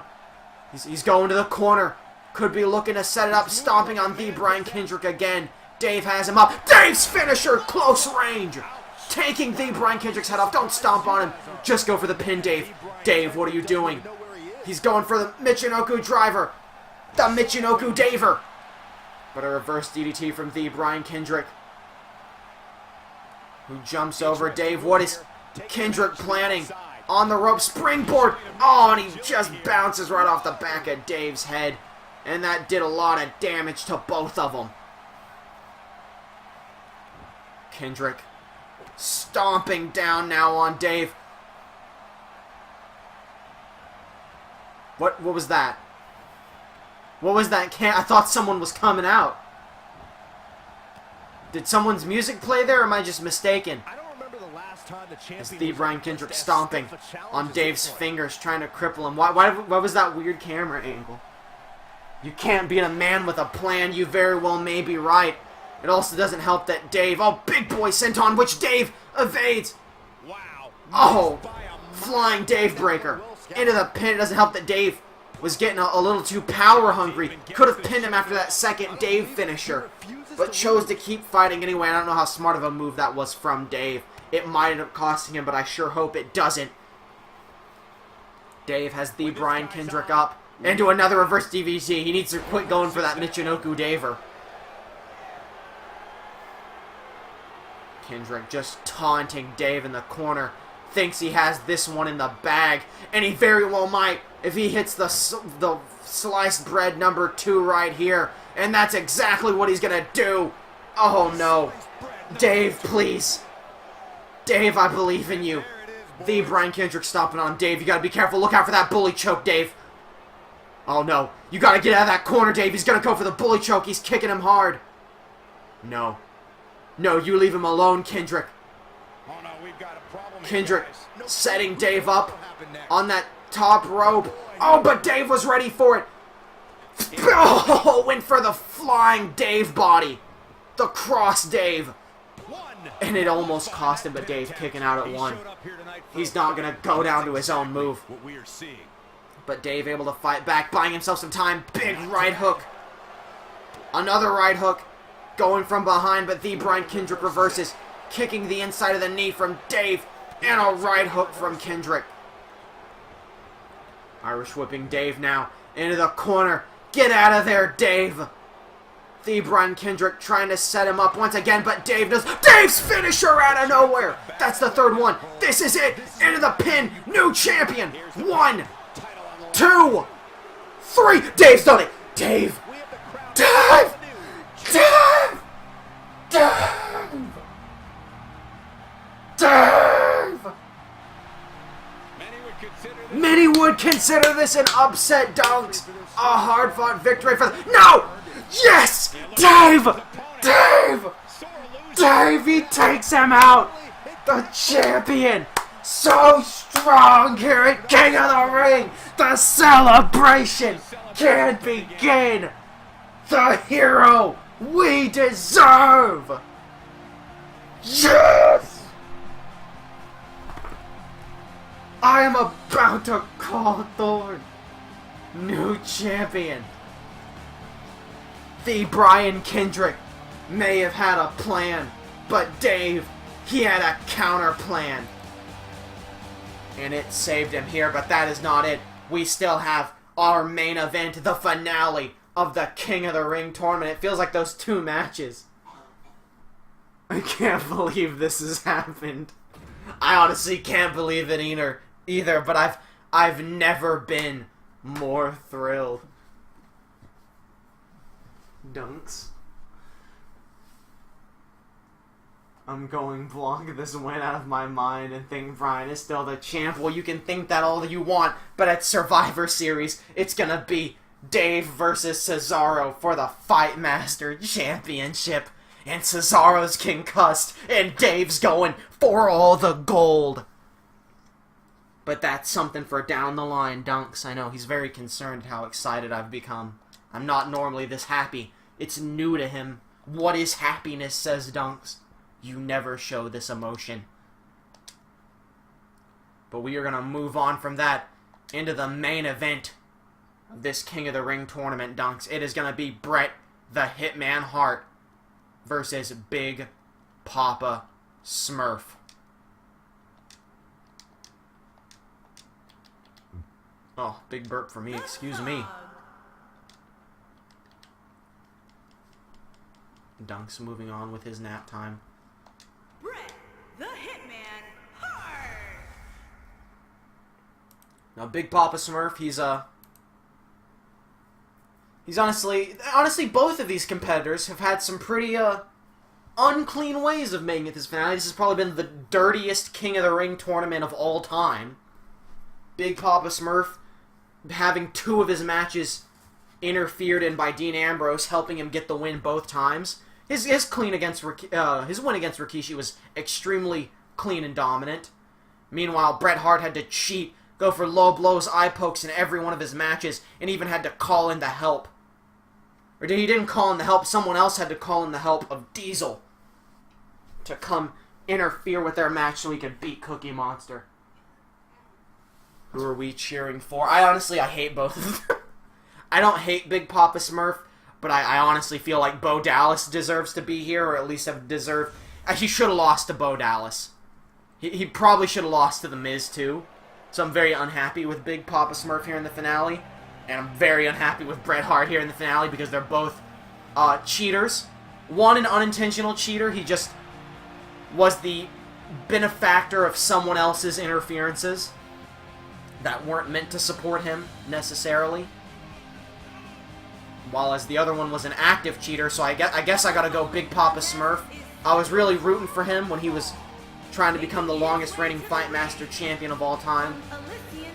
So, you know, this would be a nice little consolation to him. He may not be the longest reigning Fight Master champion, but he could be the second ever King of the Ring.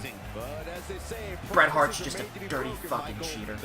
I'll be honest with you, I'll speak my mind there. But at the same time, Bret Hart's representing Friday Night Fights, so I guess I should root for Bret Hart because I'm the GM of Friday Night Fights. So I guess I'm split down the middle. I guess I have to root for Bret Hart for him to. I guess I'm rooting for Bret Hart so he'll bring King of the Ring home to Friday Night Fights. But I'm not gonna cheer for him, not by any means. Listen, I'm rooting for Bret because he won by cheating on his own, and that's hard work. I can respect that, honestly.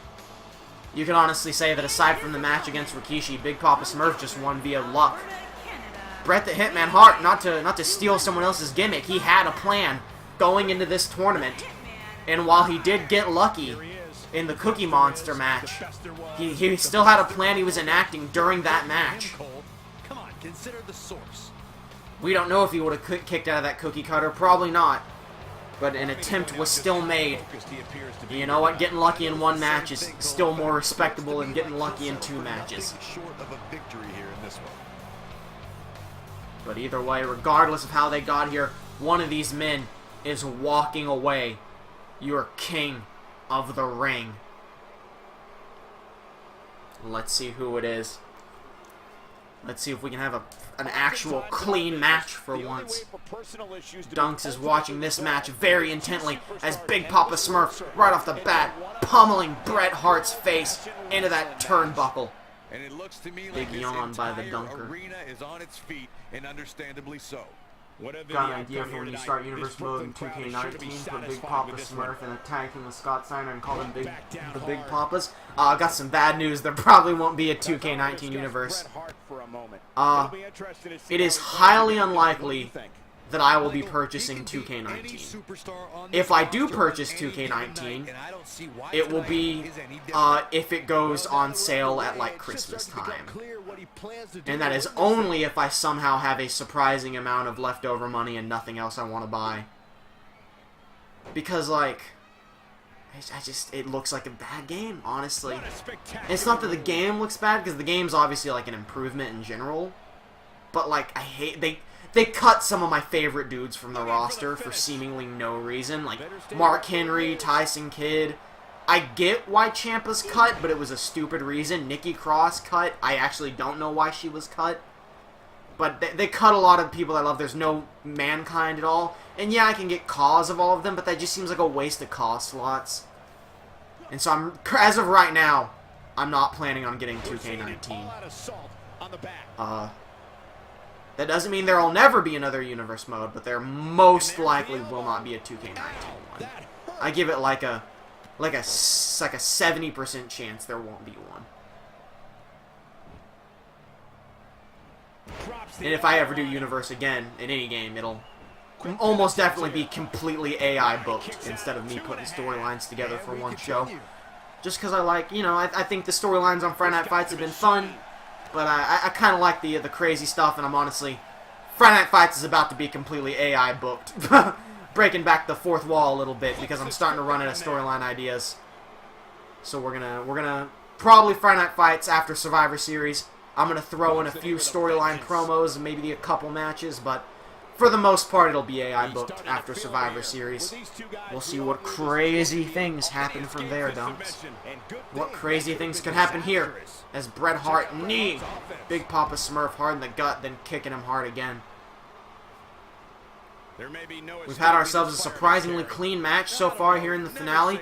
Maybe both these men can actually respect the King of the Ring enough to make the finale a clean fight to the finish. Oh, goes for the knee in the corner, but Big Papa Smurf was ready.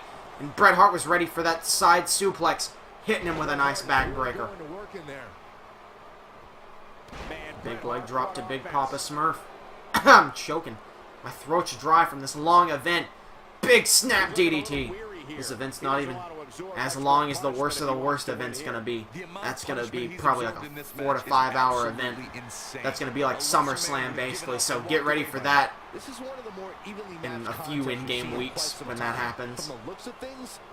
Big Papa Smurf going for the pin. 1.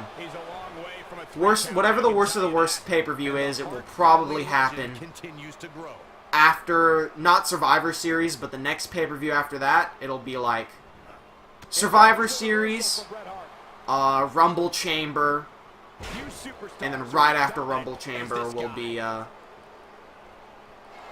whatever the worst of the worst event is. Oh, there's that low blow we've been waiting for. And Big Papa Smurf getting right back up. He wore a cup to this match. He knew what Bret Hart was doing. A brilliant move by Big Papa Smurf. As Bret Hart admits that clothesline, he's a bit thrown off by the fact that Big Papa Smurf was wearing a cup there. Oh, Big Papa Smurf rolling through. Side Russian leg sweep. Understandable still having fun 2K18, but yeah, they made some dumb decisions in terms of the roster. Yeah, I'm sure it's still a good game, but like they had a lot of new match types, which is cool. Like all the triple threat tag team matches I'm a huge fan of. But it doesn't. I don't have the money for it right now, first off, and in general it doesn't like warrant me caring enough to purchase. As Big Papa Smurf running wild here. Enough about a future that may not exist. We're in the now. And in the now, Big Papa Smurf could be walking away as the king of the ring as he picks Bret Hart up for the Gargamel. And if there was ever a time for Dean Ambrose to run out and ruin Big Papa Smurf, it would have been right then, as Bret Hart barely kicks out and then catches the kick from Big Papa Smurf. But Bret Hart needs to be careful. That Gargamel usually leads right into the Smurf bomb. Big chop. As Papa Smurf gets him up, but Bret Hart hitting the reverse DDT and taunting Big Papa Smurf and the crowd. Calling for a big move here. Could he be looking for the pile driver? No, he's locking in the sharpshooter. But Big Papa Smurf extremely close to the ropes, and that's an immediate rope break. Bret Hart not paying attention to where they were located in the ring, and he's pissed off. He's choking Big Papa Smurf. Black Ref letting the choking and the low blow go, as he doesn't want this King of the Ring finale to end in a DQ. What a terrible way to claim a King of the Ring winner that would be. As Big Papa Smurf throws Bret Hart. Hitting him with a big elbow now. Big Papa Smurf working those arms. Trying to finish what Drew Gulak started.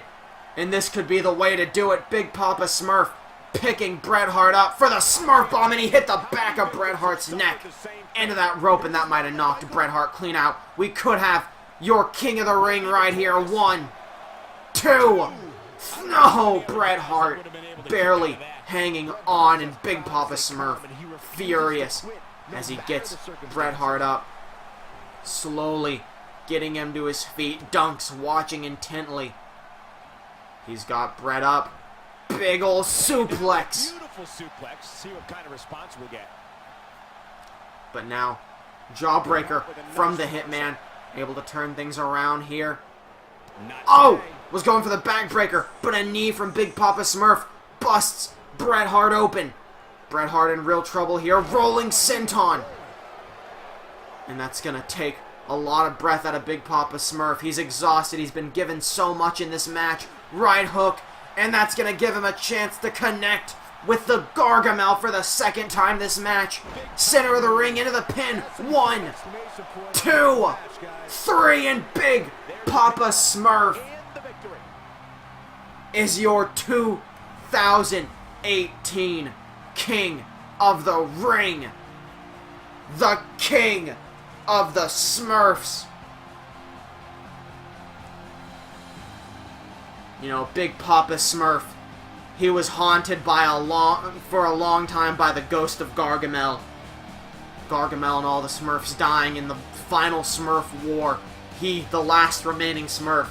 And I think now, after becoming King of the Ring, All hail King Smurf. After becoming King of the Ring, winning it with the Gargamel, I think Big Papa Smurf can finally put those demons behind him. As we have your King of the Ring, we'll have to get him some kind of fancy belt or something to wear as King of the Ring. But until then, thank you all for joining me here at King of the Ring. For those of you watching live, I'll talk about Survivor Series and whatnot here in a minute. But for those of you on YouTube, thanks for coming out. I'll see you next time.